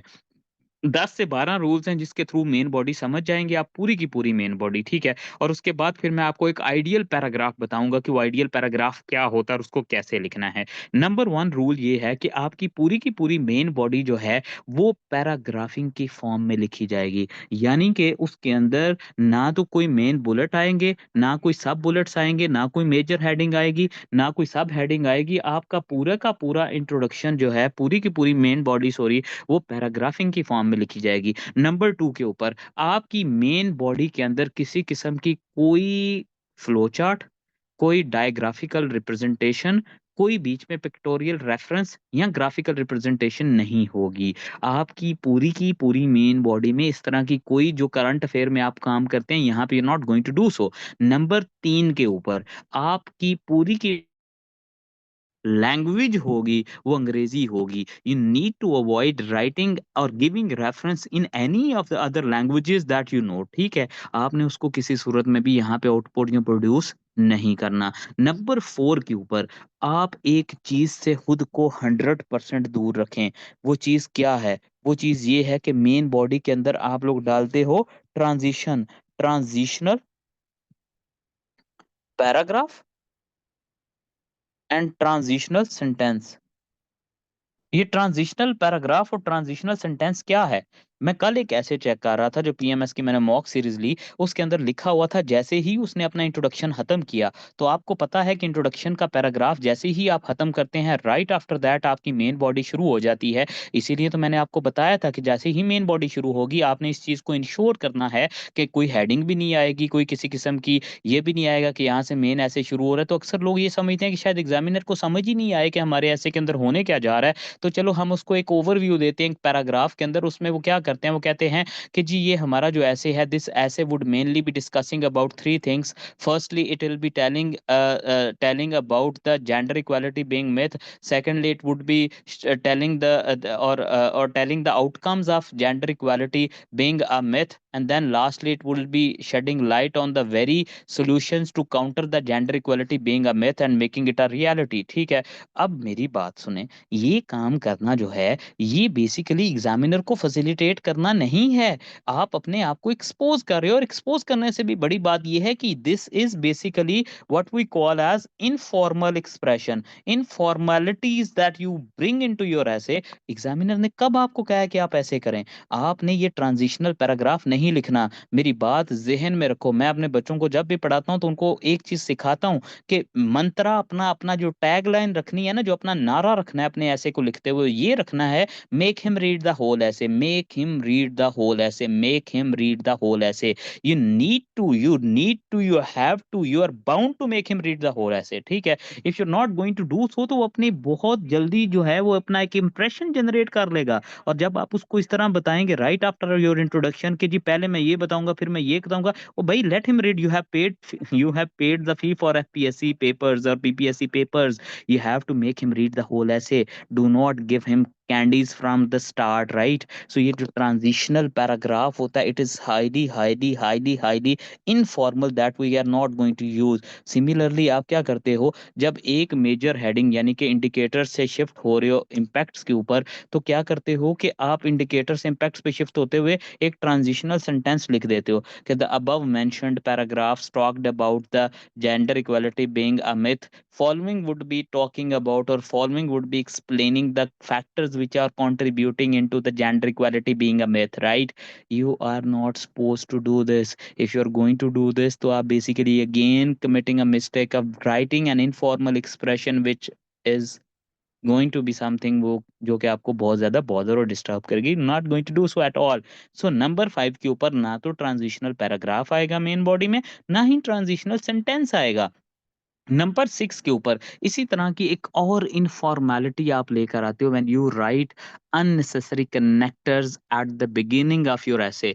क्या होता है वो, आप क्या कर रहे होते हो, आप कनेक्टर्स लगाना शुरू करते हो। किस तरह के कनेक्टर्स लगाते हो, आप एक जगह पे लिख रहे हो moreover therefore thenceforth henceforth in addition to furthermore however firstly secondly thirdly, आप यूं बाउंड हो गए हुए हो क्योंकि मैं मानता हूं कि इंग्लिश हमारी फर्स्ट लैंग्वेज नहीं है, लेकिन इसके साथ ये भी मसला नहीं है कि हम लोग चूंकि when we think in Urdu, तो हम लोग जब उसको रेसिप्रोकेट कर रहे होते हैं तो हम ज्यादातर उसी को कनेक्ट करके कोहेरेंट करने की कोशिश करते हैं। और हम ये समझते हैं कि एक पैराग्राफ नॉर्थ में जा रहा है, दूसरा पैराग्राफ साउथ में जा रहा है, तो इनको कनेक्ट करने के लिए मोर ओवर लिख देना काफी होता है। Not at all, we need to make sure कि majority of the paragraphs are automatically coherent. आप अगर देखें indicators of the gender equality being a myth discuss कर रहे हैं, जिसमें नंबर 1 पे आपने डिस्कस किया है कि जेंडर बेस्ड वायलेंस है, नंबर 2 के ऊपर आपने कहा कि डोमेस्टिक वायलेंस है, जेंडर के स्पेसिफिक, वुमेन स्पेसिफिक है, नंबर 3 के ऊपर आपने कहा कि लो पार्टिसिपेशन है। तो आप ये देखो ये सारी की सारी चीजें वन और द अदर वे एक ही कड़ी की हिस्से हैं, तो इसलिए कोई जरूरत नहीं है moreover in addition to furthermore. इससे होता क्या है, मैं हमेशा कहता हूँ यहाँ तो यूं करो कि ये हैबिट अपना लो कि आप इसको प्रॉपरली राइटली प्लेस करो, जहां पे लग रहा है लगाओ। लेकिन अगर आपका हर एक पैराग्राफ बाउंड हो गया है कि वो कनेक्टर के बगैर स्टार्ट ही नहीं होगा, तो इसका मतलब ये है कि आपने कनेक्टर्स की बेइज्जती कर दी है। अब अगर आप उसको कहीं पे यूज भी कर रहे हो तो वो आप क्या कर रहे होगे, एक इंप्रेशन जनरेट कर रहे होंगे कि मैं भी किसी अकेडमी से पढ़ा हूँ जहाँ पे मुझे मोनोटनी या बैलेंस या कोहेरेंस लाने के लिए समझाया गया था कि तुमने firstly secondly more over therefore करना है। तो अननेचुरल कुछ भी नहीं होना चाहिए। आप देखें जैसे आईएसएसबी का अगर आप में से किसी को एक्सपीरियंस हो अपीयर होने का, तो वहाँ पे जब आप जाते हैं और वहाँ पे आपका वो आईएसएसबी सेंटर में पूरी की पूरी टेस्टिंग कर रहे होते हैं ना, वो सिर्फ एक चीज को इंश्योर करना चाहते हैं और आपसे पूछते भी हैं। आप तो सीएसएस के अंदर भी इंटरव्यू में पूछते हैं कि have you prepared interview from N academy, तो वो कभी भी लाइक नहीं करते इस मोनोटनी क्राम्ड मटेरियल वाले एलिमेंट को। तो इसलिए मेरे बच्चों आपने इंश्योर करना है कि हमने कोई ऐसी इंडिकेशन नहीं लेके जानी। तभी मैंने आपको कहा था कि अपनी आउटलाइन के अंदर भी मोनोटनस वर्ड्स को निकाल दो, मोनोटनस एक्सप्रेशंस को निकाल दो, मोनोटनस होने का काम छोड़ दो। मैंने हुक्स से आपको मना कर दिया। मैं अपने बच्चों को बताया कि मैं जिस टीचर से पढ़ने जाता था वो ऐसी हुक्स याद करवाते थे जो 2-2 हज़ार बच्चों को सेम हुक्स याद करवाई होती थी। तो फिर कहाँ पे वो और मैं डिफरेंस कहाँ पे एग्जिस्ट करेगा। आजकल चैट जीपीटी है, मैं अक्सर बच्चों को जब टेस्ट देता हूँ तो वो लिख कर लाते हैं ना, ऑनेस्टली मुझे 2 मिनट में पता चल जाता है कहाँ पे कॉपी पेस्ट इंटरेस्टेड है, मैं फीडबैक देते हुए ऊपर मेंशन कर देता हूँ कि भाई at least paid version of chat GPT खरीद लो, ठीक है, ताकि तुम और तुम्हारे साथ जो 4 और बैठे हैं सेम किस्म की चीज़ ना लेकर आओ मेरे पास, ठीक है। सो इसलिए हमने अवॉइड करना है किसी किस्म का informal, monotonous, crammed, mechanical writing को अपनी चीज़ों के अंदर इंट्रोड्यूस या इंकलकेट करें, ठीक है। ये भी नहीं हमने करना। फिर नंबर 7 के ऊपर आता है बैलेंस्ड मेन बॉडी। मैंने आपको हमेशा समझाया है कि बैलेंस में हर चीज़ अच्छी लगती है, ठीक है। मीज़ान में हर चीज़ अच्छी लगती है, उससे निकल आया बैलेंस में हर चीज़ अच्छी लगती है, ठीक है। बैलेंस में हर चीज़ अच्छी लगती है, इसका मतलब क्या है? आपको मैंने कहा कि आपके प्राइमरी हेड के नीचे अगर 2.10 सब हेड्स लिए हुए हैं और सेकेंडरी किसी के नीचे 3 पॉइंट आपने 4 ही लिखे हैं, 5 लिखे हैं, और फिर उसके बाद सोल्यूशन देते हुए नंबर 4 के ऊपर 4 पॉइंट आपने 6 लिख दिए। अब ये 2.10 के आपने क्या किया, एक तो नंबर 7 के ऊपर एक और चीज़ ज़हन में रख लें, नंबर 8 पे ये बैलेंस डील करते हैं। नंबर 7 के ऊपर you have all the licence, liberty and permission to merge two सब heads into one paragraph. Same nature के 2 सब हेड 1 पैराग्राफ में मर्ज हो सकते हैं। जेंडर बेस्ड जो है वो जेंडर स्पेसिफिक रोल्स हैं या लेस रिप्रेजेंटेशन ऑफ जेंडर है, इन दोनों को आप एक पैराग्राफ में डिस्कस कर सकते हो। इसमें कोई इतना बड़ा डिफरेंस नहीं आएगा। आप you can merge 2 sub heads into 1 paragraph, it is totally allowed, it has been practised by, मैं खुद इसका जाती जो है वो प्रैक्टिस किया हुआ बंदा हूँ for 5 times and I have qualified, मतलब अल्लाह हैज बीन काइंड कि मेरी वो क्वालिफाई होता रहा, मेरे बच्चों ने ये किया है। It is totally fine, perfectly fine to merge 2 sub heads. मैं हमेशा कहता हूँ ना कि अगर आपके अंदर ये फियर होगा ना कि नहीं नहीं हम लोग एक सब हेड का एक ही पैराग्राफ बनाएंगे, फिर आप सबसे बड़ी गलती क्या कमिट करते हो, जब आप आउटलाइन बनाने बैठते हो तो फिर आउटलाइन में कंजूसी करने लग पड़ते हो कि यार मैंने इंश्योर करना है कि मैं कम से कम सब हेड दूं, क्योंकि अगर मैं ज़्यादा सब हेड दूंगा तो हो सकता है एग्जामिनर जो है वो बड़ा वरिड हो जाए और हो सकता है मुझे डांटना शुरू कर दे, और हो सकता है कि वो कहे कि कहाँ पे तुम इसको प्रूव करोगे and all that stuff which is irrelevant, ठीक है। इसलिए what we need to do is कि आउटलाइन हमेशा मैं कहता हूँ कॉम्प्रिहेंसिव बनाओ। क्यों? क्योंकि आउटलाइन कॉम्प्रिहेंसिव वही बना सकता है जिसको ये पता होता है कि ये टॉपिक है क्या, और वो वही बना सकता है जिसको समझ होती है कि वो क्या बनाने जा रहा है, ठीक है। इसलिए मेरे बच्चों कॉम्प्रिहेंसिव आउटलाइन बनाओ और 2-2 सब हेड को मर्ज करके एक पैराग्राफ बना लो। नंबर 7 मेन बॉडी का रूल है, अपने जहन में बिठा लो, ठीक है। चीजें राइम करना शुरू हो गई हैं, आप सही है, फ्लो में आ गए, मजा आ रहा है, ठीक है। फिर उसके बाद आ जाते हो नंबर 8 के ऊपर, ठीक है। नंबर 8 के ऊपर है बैलेंस्ड मेन बॉडी। मैंने कहा कि आपने मैनिफेस्टेशन जब बताई ना कि जेंडर इक्वालिटी एक मिथ है, उसके नीचे 2.10 सब हेड्स दिए। आपने फैक्टर्स बताए कि किस तरह जेंडर इक्वालिटी एक मिथ है, उसके नीचे 3.5 सब हेड्स दिए। आपने इम्पैक्ट्स बताए और बताया कैसे जेंडर इक्वालिटी जो है वो एक उसकी वजह से इम्पैक्ट सोसाइटी में आ रहे हैं, उसके नीचे 4.6 दिए, ठीक है। आपने नंबर 5 पे आए और मेयर्स बताए कि कैसे जेंडर इक्वालिटी को इंश्योर करना है, जेंडर इक्वालिटी को रियलिटी बनाना है, उसके नीचे आपने 5.6 दिए। अब जब अब इनके पैराग्राफ बनाने गए हो ना, तो आपने मैनिफेस्टेशन से चूंकि स्टार्ट लिया और इसी सीक्वेंस में हमारे पैराग्राफ बनते हैं, ठीक है। सो हमने क्या किया कि इसके तो हमने 7 एक पैराग्राफ बना दिए, मर्ज को 2-4 पॉइंट्स को मर्ज करके 7 पैराग्राफ बना दिए। हम नीचे आए तो इसके हमने 3.5 जो 3.5 है इसके हमने 4 पैराग्राफ बना लिए, 4.6 के भी हमने 4 पैराग्राफ बना लिए। हम जब इधर सोल्यूशन देने आए हमारे पास टाइम भी कम बच गया था और हमें जल्दी भी थी, तो हमने सिर्फ 2 पैराग्राफ के अंदर सारा समराइज कर दिया। इसको कहते हैं इम्बैलेंस्ड, यानी कि बैलेंस्ड ही नहीं है मेन बॉडी के पैराग्राफ्स के अंदर। आपने हर एक कंपोनेंट को ड्यू शेयर देना है, इसलिए नहीं क्योंकि ये सिमेट्री स्ट्राइक करेगा, इसलिए कि you are bound to do so, ठीक है। सो आपने इंश्योर करना है कि आप हर एक सब हेड के साथ बैलेंस्ड तरीके से लेकर चलें, ठीक है। अदरवाइज आपकी एक्सेप्शन नहीं होगी, राइट हो गया जी। हमने ये चीज को इंश्योर करना है कि हमारी बैलेंस्ड मेन बॉडी हो, ठीक है। ऐसा नहीं है कि एक जगह पे अगर 8 सब हेड हैं और उसके 6 पॉइंट्स बने हैं, 6 पैराग्राफ बने हैं, दूसरी जगह पे 6 सब हेड हैं और 2 पैराग्राफ बने हैं, उसके भी मिनिमम 4 पैराग्राफ या 3 पैराग्राफ तो बनाओ। तो ये बैलेंस्ड अप्रोच के साथ आपने इसको लेके चलना है। नंबर 9 के ऊपर है सीक्वेंस।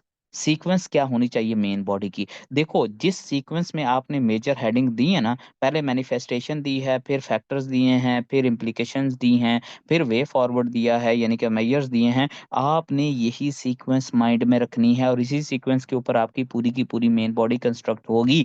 लेकिन एट द सेम टाइम एक और चीज आ जाती है बीच में, वो चीज क्या है कि आपने इंश्योर करना है कि आप लोग सब हेड्स जो है ना, अच्छा अक्सर लोग इतने क्रिटिकल हो जाते हैं कि सर इसका मतलब है कि फिर एग्जामिनर चूंकि बड़ा डिटेल और बड़ा माइन्यूटली हर चीज़ को ऑब्जर्व कर रहा होगा, तो फिर तो हमें हर एक सब हेड जो है उसको भी उसी सीक्वेंस में लिखना है। अल्लाह के बंदो, सब हेड अगर पहले पेज आपने लिखा हुआ है फैक्टर के जो इंडिकेटर, पहला लिखा हुआ है जेंडर इक्वालिटी मिथ का कि जेंडर बेस्ड वायलेंस है, दूसरा आपने लिखा हुआ है कि लो वेज डिफरेंस है, थर्ड लिखा हुआ है लेस रिप्रेजेंटेशन है।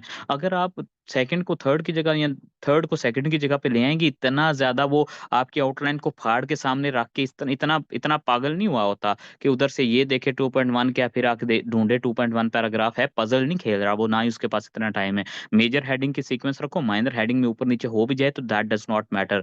अल्लाह के बंदो, एग्जामिनर आपके ऐसे को बहुत टाइम भी देगा तो 5 मिनट देगा, और मिनिमम 2 से 3 मिनट देता है। इसमें इतना ही मिलता है जितने आपने उसको एक पेपर के पैसे देने हैं, यानी कि 250 से मैक्सिमम 300। तो एक रैशनैलिटी भी अप्लाई किया करो। मसला हमारा ये है ना कि हम जब समझते हैं हम सीएसएस करने जा रहे हैं और ऐसे सबसे मुश्किल पेपर है, पीएमएस करने जा रहे हैं और ऐसे सबसे मुश्किल पेपर है, फिर हम इसके रूल्स को अननेसेसरीली अपने माइंड में हाइप जनरेट कर देते हैं। क्या सवाल आ रहा होता है, सर एक लाइन छोड़ के लिख सकते हैं? तुम 10 लाइनें छोड़ के लिखो, तुम्हें किसी ने पकड़ा तो मुझे आके पकड़ लेना, ठीक है, लेकिन क्या 10 लाइनें छोड़ के लिखना एस्थेटिकली ब्यूटीफुल रहेगा? नहीं रहेगा। ओ यार, इंडेंटेशन दे के लिखना, नहीं लिखना, मर्जी है तुम्हारी। साइड पे 1 लाइन लगानी है, 2 लगानी है, मर्जी है तुम्हारी। किस पेन के साथ लिखना है, कैसे लिखना है, it is totally up to you.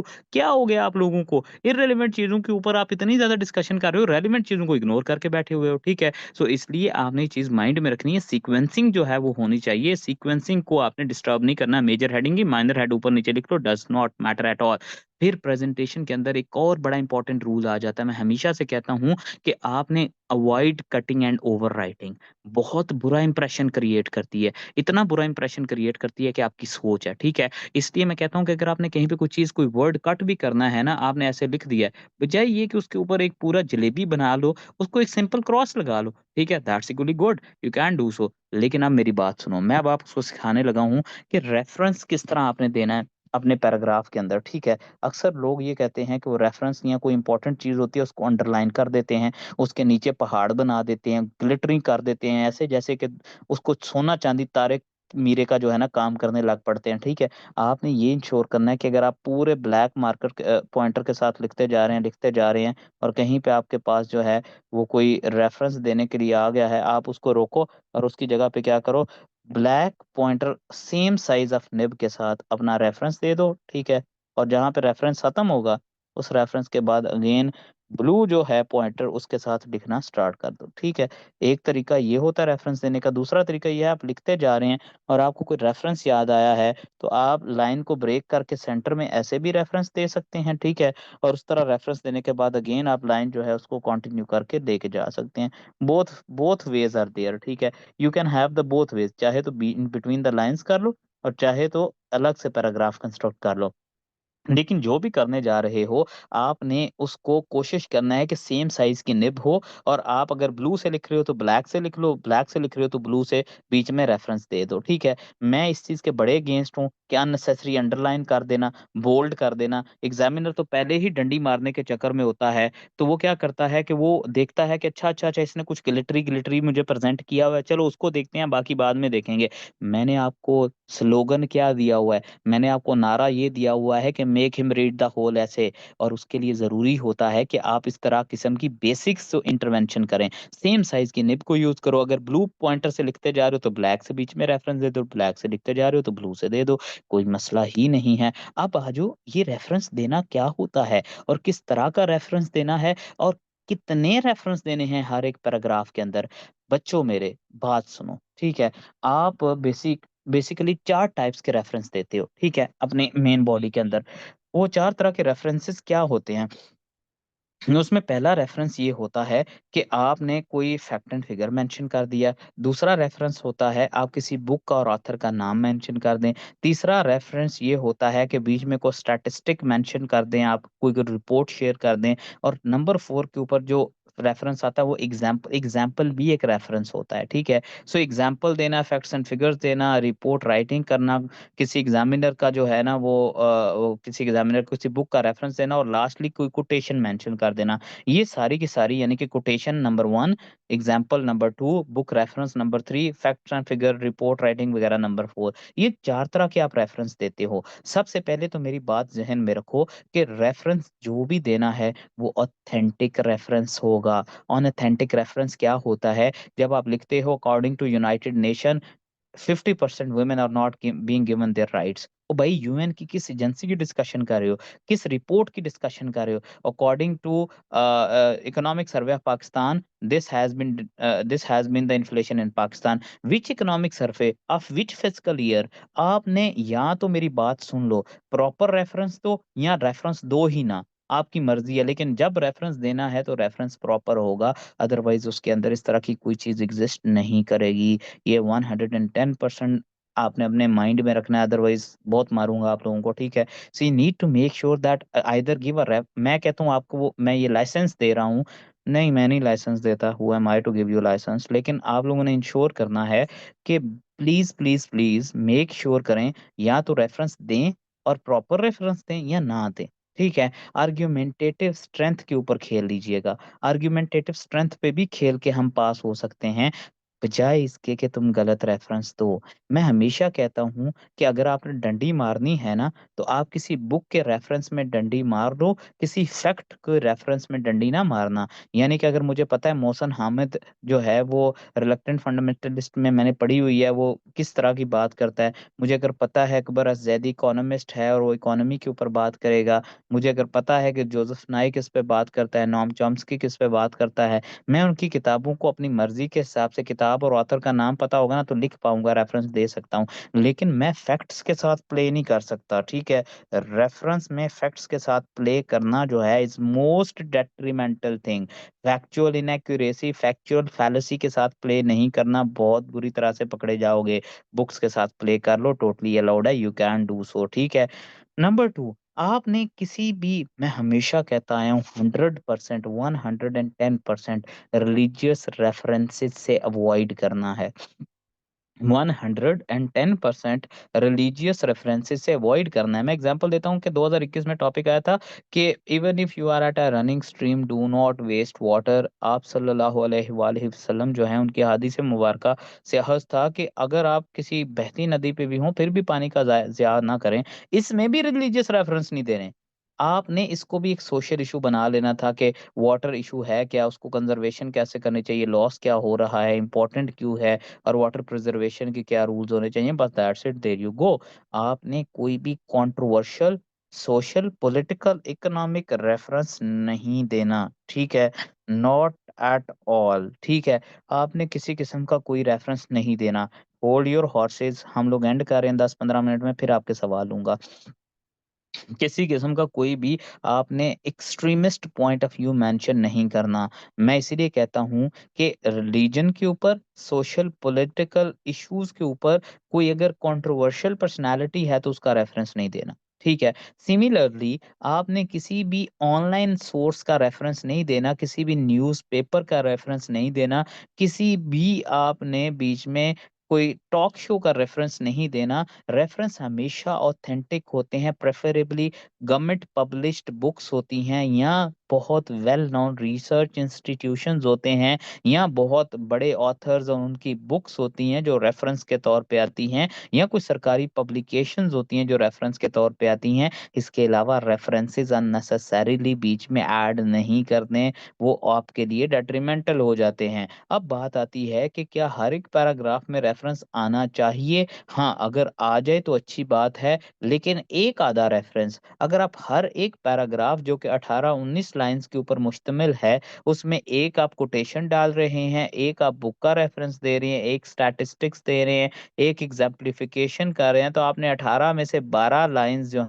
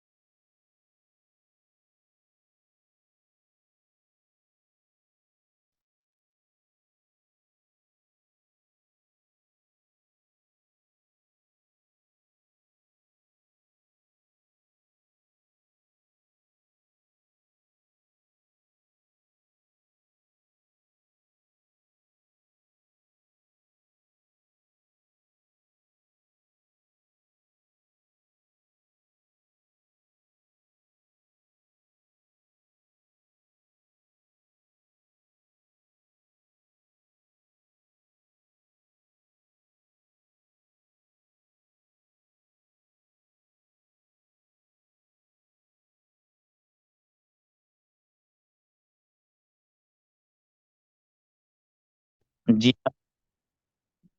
audible? Am I audible, please?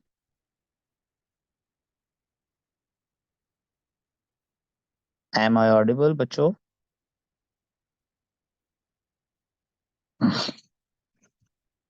कमर, ये हमारा पेड वर्जन नहीं है जूम का, ये घंटे के बाद डिस्कनेक्ट क्यों हुआ है? सर नहीं, वो आपकी डिवाइस डिस्कनेक्ट हुई है, चल तो रहा है, लेक्चर तो नहीं ऑफ हुआ सर। अच्छा, मैंने कहा लोग कहेंगे हमसे फीसें लेते हैं और अनपेड वर्जन रखे हुए हैं। अच्छा जी, तो लास्ट में मैं आपके साथ डिस्कशन कर रहा था कि हमने किसी सूरत में भी वी नीड टू इंश्योर कि हम हर एक पैराग्राफ में 4-4 रेफरेंस ना दें। अगर आप हर एक पैराग्राफ में ये जो 4 रेफरेंस दे रहे हैं तो you would end up writing, you know what, ऐसे नहीं लिख रहे होंगे आप, फिर you would end up writing what, a report, और रिपोर्ट राइटिंग को नोबडी लाइक्स, ठीक है? सो इसलिए you need to make sure कि you are not suppose to put so many references, argumentatively play करना है, उसके ऊपर मैं आपको बताऊंगा, ठीक है? ये जो पैराग्राफ और आर्ग्यूमेंट ये क्या होते हैं, इसको जरा स्टेप पे साइड रखें। इसके बाद आ जाए जरा कंक्लूजन पे। Conclusion is the last part of our essay, ठीक है? आउटलाइन हमने की, इंट्रो किया, मेन बॉडी के रूल्स बताएं, मेन बॉडी में पैराग्राफ राइटिंग अभी आपको सिखानी है, उसको जरा छोड़ें, कंक्लूजन पे आ जाएं। कंक्लूजन क्या है? कंक्लूजन ये होता है कि आप लोग बेसिकली, आपको प्रेसी के रूल्स पता है ना, आपने वो सेम रूल्स माइंड में रखने हैं, ठीक है? कंक्लूजन सबसे पहले, अच्छा कंक्लूजन पे भी आने से पहले आज मैं आपको एक और चीज बता देता हूँ कि पैराग्राफ की साइज क्या होता है, और 3 तरह के पैराग्राफ होते हैं। एक पैराग्राफ जो है वो आपका होता है आपकी जो है वो इंट्रोडक्शन का, एक पैराग्राफ होता है आपकी मेन बॉडी का, और एक पैराग्राफ होता है आपके कंक्लूजन का। जो इंट्रो का पैराग्राफ होता है ना, वो आपका मिनिमम 1 पेज होता है, और मैक्सिमम 1.5 पेज होता है। इसी तरह जो आपका मेन बॉडी का पैराग्राफ होता है, वो आपका तकरीबन तकरीबन 65 to 70% ऑफ अ पेज होता है। और जो आपका कंक्लूजन का पैराग्राफ होता है, वो तकरीबन 75% टू 80% ऑफ अ पेज होता है, ठीक है? थोड़ा प्लस माइनस ऊपर हो जाता है। यानी कि आपका अगर इंट्रो होगा और उसको मैं देखूं, तो आपके पास अगर ये 2 पेज हैं, तो आपका इंट्रो जो है यहाँ पे शुरू होके 1 पेज मिनिमम, और मैक्सिमम आपका यहाँ पे खत्म हो जाएगा, ठीक है?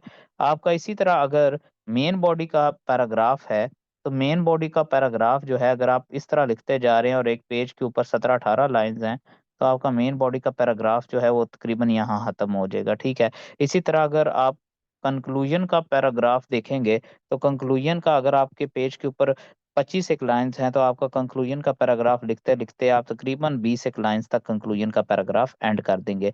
तो इस हिसाब से हम रेटिंग देते हैं। नंबर 1 पे हमारा लेंथीएस्ट पैराग्राफ आता है किस चीज का? इंट्रो का। नंबर 2 पे हमारा लेंथीएस्ट पैराग्राफ आता है कंक्लूजन का, और नंबर 3 पे आता है मेन बॉडी का। इसी के साथ मैं आपको एक मेन बॉडी के अंदर रूल बताना भूल गया था, आइए मैं आपको दोबारा रिवाइज करवाता हूँ। वो ये है कि मेन बॉडी के ऊपर 1 page is equivalent to 1 paragraph break. 1 page is equivalent to 1 paragraph break क्या है? आइए देखिए, अक्सर लोग कहते हैं ना सर मेन बॉडी में क्या हर एक पैराग्राफ की लेंथ हमने काउंट करनी है? हमें कैसा पता चलेगा कि हमने एक पैराग्राफ जो है उसमें कितनी लाइंस लिखनी है? और क्या हम हर एक पैराग्राफ को काउंट करने बैठे तो फिर तो हम कुछ भी नहीं कर पाएंगे। मेरे बच्चों, अगर आपने एक पैराग्राफ स्टार्ट किया है एक पेज पे, और वो पैराग्राफ हो सकता है पिछले पेज से चलता है और यहाँ पर आके खत्म हो गया, सो इसका मतलब है कि ये 1 ब्रेक आ गई एक पेज के ऊपर, ठीक है? अब इसके बाद जो दूसरा पैराग्राफ शुरू होगा ना, वो पैराग्राफ आपका सेम पेज के ऊपर खत्म नहीं होगा, वो बेशक या के यहाँ पे खत्म हो जाए। अब जो तीसरा पैराग्राफ शुरू होगा, वो सेम पेज के ऊपर खत्म नहीं होगा, हो सकता है अगले पेज पे यहाँ पे खत्म हो जाए। So 1 page is equivalent to 1 paragraph break, automatically balanced होकर निकलेगा और बड़ा अच्छा इंप्रेशन क्रिएट करेगा, ठीक है? सो ये चीज आपने माइंड में रखनी है कि इस चीज को हमने इस तरह इंश्योर करना है कि ये बैलेंस्ड पैराग्राफिंग की शेप में हमें नजर आए। ठीक हो गया मेरे बच्चों?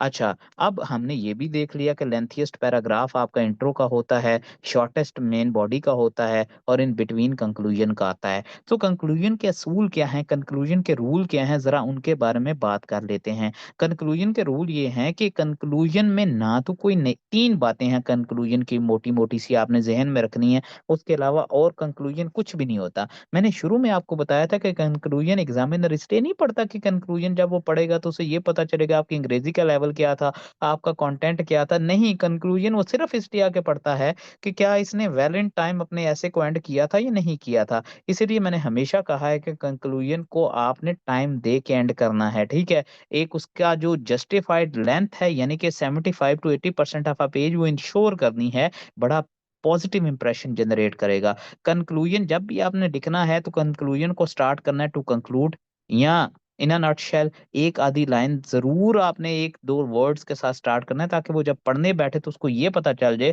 कि अब मैं जो पैराग्राफ पढ़ने के लिए जा रहा हूँ ये कंक्लूजन का पैराग्राफ है, ये बड़ा जरूरी है। अक्सर लोग क्या करते हैं, कंक्लूजन के पैराग्राफ के ऊपर मार्क ही नहीं करते कि कंक्लूजन का पैराग्राफ है, वो पढ़ के निकल जाता है, उसे समझ नहीं आती, फिर उसको कहता है कि इसने प्रॉपर जो ऑर्गेनाइजेशन है उसको तो माइंड में रखा ही नहीं है। इसलिए कंक्लूजन के पैराग्राफ का नंबर 1 रूल ये होगा कि टू कंक्लूड से या टू एंड या इस तरह करके स्टार्ट होगा। नंबर 2, कंक्लूजन के पैराग्राफ के अंदर ना तो कोई नई बात होगी, ना कोई नई डिस्कशन होगी, ना कोई नया सॉल्यूशन होगा, ना ही कोई नई इम्प्रोवाइजेशन, कुछ भी नया नहीं आएगा। मैंने आपको कहा ना, जिस तरह प्रेसी के रूल्स हैं, प्रेसी का पैसेज आपके पास आता है, जब उसकी प्रेसी आप करते हो तो आप उसका 1/3 करते हो। यहाँ पे भी हमने पूरे ऐसे की समरी देनी है। वहां पे प्रेसी के रूल्स के अंदर आपकी इवन ये भी अवॉइड करते हो, जो ओरिजिनल पैसेज के वर्ड्स हैं उनको आप प्रेसी वाले पैसेज में यूज ना करो। सिमिलरली हम भी यहाँ पे यूज नहीं करेंगे। फिर आप प्रेसी को करते हुए ये भी ज़हन में रखते हो कि प्रेसी वाले जो आपका पैसेज है, उसके अंदर वही आइडियाज़ डिस्कस हुए हों जो कि आपके आइडियाज़ डिस्कस थे मेन बॉडी के अंदर, यहाँ पे भी हम यही करेंगे। फिर आप वहाँ पे देखते हो कि जो प्रेसी वाला पैसेज है, जो आइडिया उसमें है और जो आप प्रेसी करते हो, उन दोनों में से कोई प्रेसी में नया आइडिया नहीं लेकर आते। सिमिलरली कंक्लूजन के अंदर भी कोई नई बात, कोई नई डिस्कशन, कोई नया आइडिया, कोई नई सॉल्यूशन नहीं आएगी, क्योंकि ये कंक्लूजन लास्ट पैराग्राफ है, इसके बाद तो कुछ आना ही नहीं है। सो आपके वो जो नए पैराग्राफ, नई जो है वो इंटरवेंशन, वो किसी काम की नहीं रहेंगी, ठीक है। सो हमारा कंक्लूजन टू कंक्लूड से स्टार्ट होगा, 75% टू 80% ऑफ अ पेज होगा, और इसके अंदर कोई नई बात, नई डिस्कशन, नया सोल्यूशन या कोई किसी किस्म की इंटरवेंशन नहीं होगी। It would be the summary of whole essay, लेकिन ये डिफर करेगी आपके इंट्रोडक्शन से। अक्सर लोग कहते हैं इंट्रोडक्शन और कंक्लूजन में डिफरेंस क्या है। आपको याद होगा इंट्रोडक्शन में हमने मेजर हेडिंग, साथ में 2-3 minor heading, major heading 2-3 minor heading और इस तरह करके लेकर चले थे। कंक्लूजन के अंदर ऐसी कोई सीक्वेंस फॉलो करने की जरूरत नहीं है, बस आपने एक कंक्लूड कर देना, एक समरी प्रेजेंट कर देनी है। जैसे कि हो सकता है to conclude it, gender equality has remained a big question for the survival of the world, gender equality which is inequality which has spread across the globe and creating many havocs for the society needs to be controlled at earliest. If controlled can result into positive implication for the society, if not then it would have a ramification beyond the borders. Simple सी चीज है, simple तरीके से हमने उसको conclude कर दिया। अब बात आती है, ये हो गया कंक्लूजन। अब मेरी बात ज़हन में रखें, मैं हमेशा कहता हूँ सीएसएस का ऐसे 3 आवर्स का होता है। एक एग्जामिनर, एक एस्पिरेंट के लिए 2 घंटे 50 मिनट का होगा।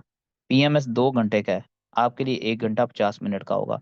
आपने दोनों केसेस के अंदर 45 टू 50 मिनट्स के अंदर टॉपिक चूज करके, आउटलाइन, इंट्रो बना के, अब मैंने जो इंट्रो का तरीका बताया, अगर आपने अच्छी आउटलाइन बताई है, क्योंकि उसी की कॉपी होती है, तो आपको टोटल 15 मिनट्स लगेंगे, जिसके अंदर जो है आप उसको कंक्लूड कर लोगे।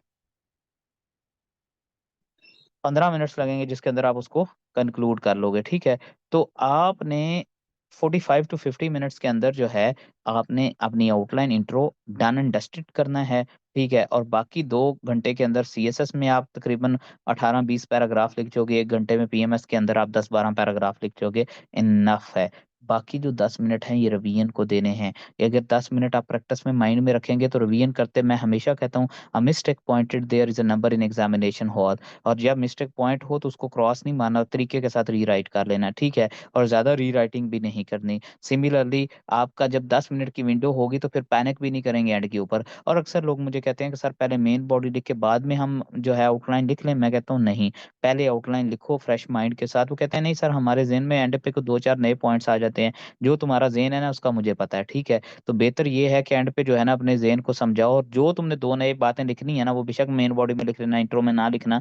वो वहाँ पे बैठ के जो है ना वो क्या है, स्क्विड गेम नहीं खेलेगा आपके साथ, ठीक है। सो बेहतर ये है कि आप जो है वहाँ पर सीक्वेंस ऑफ द ऐसे जिस फ्लो में चलता है उसी फ्लो में लेकर आएं, उसके अलावा करने की कोई ज़रूरत नहीं है। अब हमारा पैराग्राफ राइटिंग क्या होता है, मैं फ्रेश माइंड के साथ आपको समझाना चाहता हूँ, नेक्स्ट क्लास में समझाऊंगा। वो समझाने के बाद हम थीम्स के ऊपर शिफ्ट हो जाएंगे, ठीक है। अब आपके जो भी सवालात हैं आपके सामने मैंने रख दिया है, you may ask now, open the mic और आस्क योर क्वेश्चंस।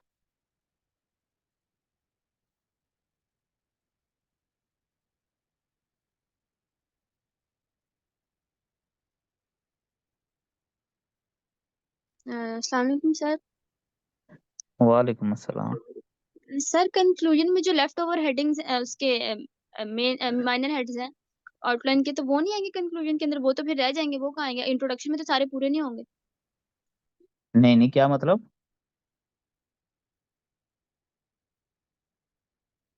रीफ्रेश करें, what do you want to ask? कहाँ गई हैं नारिश? M I audible? नारिश भाग गई। और कोई सवाल?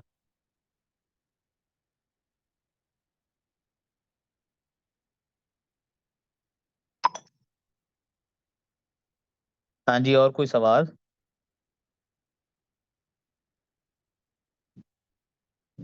कोई सवाल नहीं है?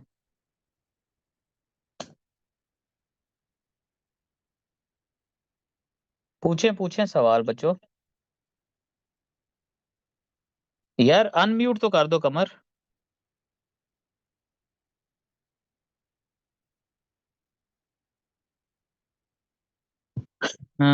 कांट स्पीक, कमर अनम्यूट करो।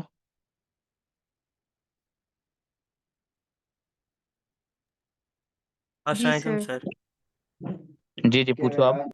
सर क्वेश्चन ये था कि आपने बोला कि ट्रांजिशन पैराग्राफ्स भी ना लिखें, तो सर जब हाँ हम किसी एक हेडिंग से सेकंड हेडिंग पे जाते हैं, जैसे हमने कॉजेस लिख दिया, अब हम हाँ इम्पैक्ट्स पे जा रहे हैं, तो सर उसको जी। डिफरेंशिएट करने के लिए मतलब या तो हम जो फर्स्ट कॉजेस के बाद जो फर्स्ट इम्पैक्ट है उसके पैराग्राफ को हमें लेंथन करना पड़ेगा ताकि एक्सप्रेस कर सकें कि हम इम्पैक्ट्स पे आए, या उसको किस तरीके नहीं से फिर नहीं नहीं, करना है?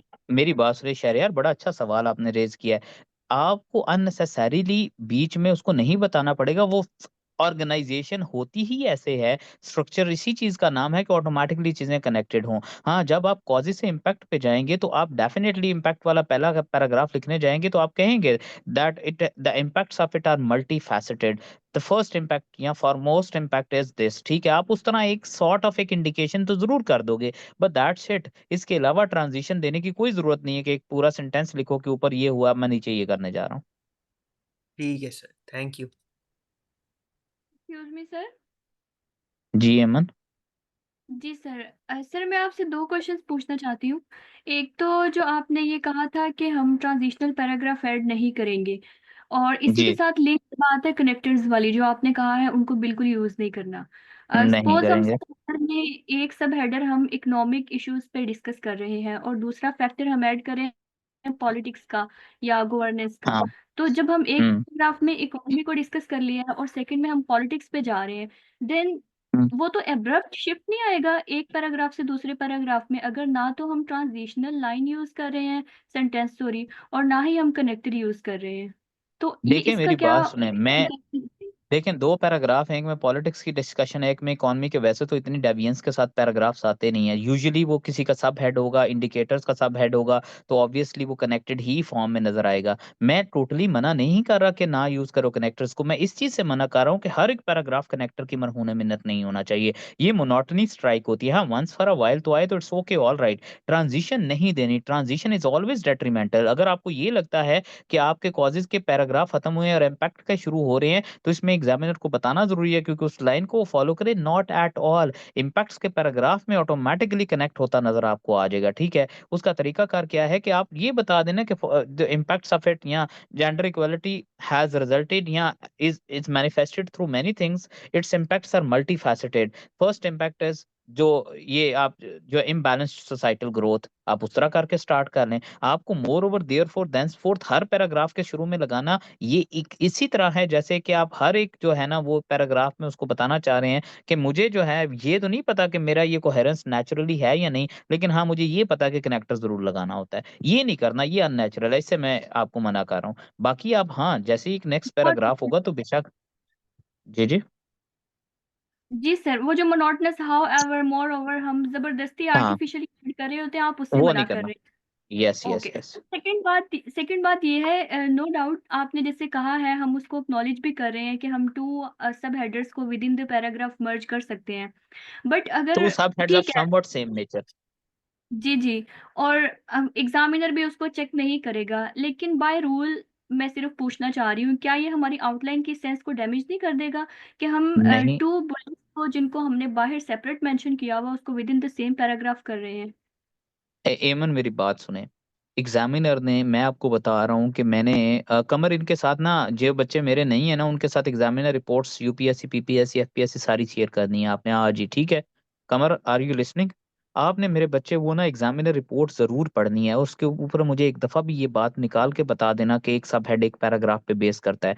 फिर हम लोग कहते हैं कि हम लोग जब इस तरह की सिचुएशन होती है ना वे लॉ जो है वो रिमेन साइलेंट, तो उसके ऊपर हमने हमेशा वो जो मफामत के तहत बेस्ट होता है उसको निकालना होता है। तो हम एक कॉम्प्रिहेंसिव आउटलाइन को अगर दो सब हेड मर्ज करके लेके चल सकते हैं जिसका कोई डेट्रीमेंटल इम्पैक्ट नहीं है, तो why don't we go with that as well. ठीक है, उसमें कोई मसला तो नहीं है ना फिर।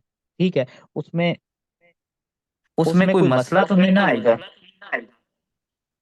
समझ समझ रहे रहे हैं हैं मेरी मेरी बात बात को को आप? आप? समझ रहे हैं मेरी बात को आप? समझ रहे हैं मेरी बात को आप? समझ रहे हैं मेरी बात को आप?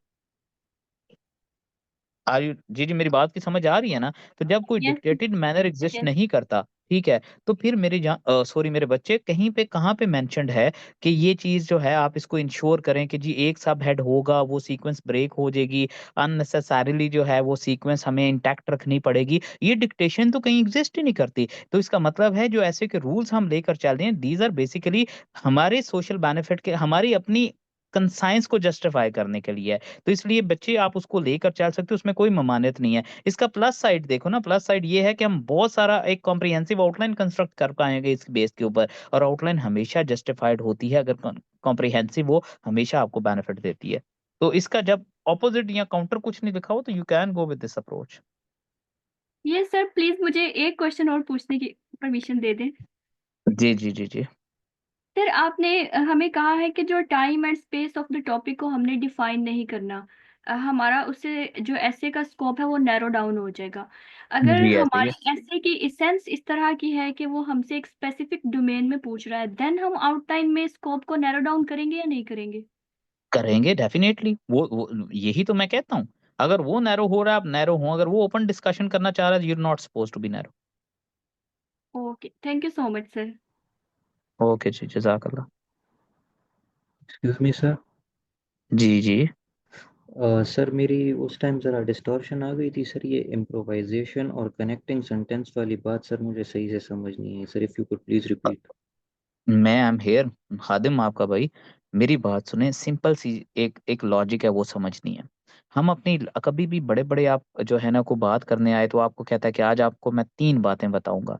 पहली बात ये है, ठीक है, उसके साथ ही बीच में कोई थोड़ी सी रेलेवेंट डिस्कशन कर देता है, फिर दूसरी बात पे आता है। ये जो इम्प्रोवाइजेशन या कनेक्टिंग सेंटेंस होता है बेसिकली ये होता क्या है, मैं अगर जहाँ पे बता रहा हूँ ना कि indicators of gender equality manifestation are this this this, फिर उसके बाद मैं फैक्टर्स बताने लगा हूँ, तो rather than straight jumping up to the factors, ये बेहतर नहीं होगा कि मैं बताऊं that it is being fed by many things, ठीक है, those many things are this. ये एक इनडायरेक्ट लाइन होती है, इसको वैसे हमने इम्प्रोवाइजेशन का नाम दे दिया, कनेक्टिंग का थोड़ा मुश्किल नाम दे दिया। इसको सिंपली ये रखें कि आपने बस एक लाइन लगानी है जो कि आपकी जो है ना coherence at the same time length को भी मेंटेन कर दे, जो आपने एक पेज और मिनिमम एक पेज मैक्सिमम 1.5 पेज इंश्योर करना है। सिर्फ इसका ये पर्पज होता है, कोई रॉकेट साइंस नहीं है। ये बस एक आइडिया को स्मूथली ट्रांजिट करती है दूसरे आइडिया में, और ये आउटलाइन में ही हमने करना होता है। ठीक है, सॉरी इंट्रोडक्शन में, क्योंकि वहां पे उसको ये लगे कि टोटली मेजर हेड सब हेड मेजर हेड सब हेड लिख के जो है ना ये इसने 2+2 गेम करके नहीं चला गया, इसने पूरी एक इम्प्रोवाइजेशन शो की है। और वो सिंस हमारी अपनी ही लैंग्वेज में से जनरेटेड होंगे तो फिर ज्यादा फील होगा कि इसने अपने ही ओन राइटिंग सेल्फ राइटिंग की है, ये होता है वो। जी, एनी अदर क्वेश्चन? सर आवाज आ रही है? जी, आ रही है आवाज। हेलो जी, ये मैं पूछना जी, चाहता हूँ कि कोटेशन किस तरह लिखते हैं? मतलब ये पैराग्राफ के अंदर अगर फर्ज करें आप लिखते हैं या सेपरेट लिखते हैं, इसका बता दें। जी मीर साहब, मैंने पहले भी बताया, मैं दोबारा बता देता हूँ। जब ये एक रेफरेंस की फॉर्म है ना, तो रेफरेंस चाहे तो आप बीच में पैराग्राफ के ही लिख दें लाइंस के अंदर, चाहे तो लाइंस ब्रेक करके सेंटर में भी लिख सकते हैं। लेकिन मेरी बात जहन में हमेशा याद रखिएगा, ठीक है? ये मतलब फॉर एग्जांपल अगर आप चाहें तो आप ऐसे लिखते जा रहे हैं, लिखते जा रहे हैं, लिखते जा रहे हैं, आप इधर ही लिख दें इसको, चाहे तो अलग से यहाँ पे लिख दें, ठीक है? लेकिन एक चीज जहन में रखना, जब भी आप कोई रेफरेंस देते हो, दोनों साइड पे इन्वर्टेड कॉमास मत डालना। इन्वर्टेड कॉमास डालने का मतलब होता है कि 110% इस एमआर की भी मिस्टेक नहीं है, जो उसने कहा था वही मेंशन कर रहे हैं, ठीक है? इसमें इतनी भी गुंजाइश नहीं है कि आप उससे सेपरेट होकर उससे डेविएंस करें, ठीक है? तो इसलिए आपने ये चीज़ इंश्योर करनी है कि आप मेक श्योर करें कि आप ये इन्वर्टेड कॉमास ना लगाएं। दूसरी चीज़, जब भी आप कोई रेफरेंस मेंशन करते हो तो उसके नीचे आपने सिर्फ ऑथर का नाम नहीं लिखना होता, या तो उसकी किताब का नाम लिखें, अगर किताब का नाम नहीं याद आता तो उसकी वजह शोहरत लिख लें। अकबर एस जैदी लिखा तो मैं कॉमा डाल के फेमस इकोनॉमिस्ट लिखूंगा, ठीक है? ये चीजें जो हैं हमने इंश्योर करनी है, ये जरूर हमने लेकर आनी है, ठीक होगा? जय hope I answer the question.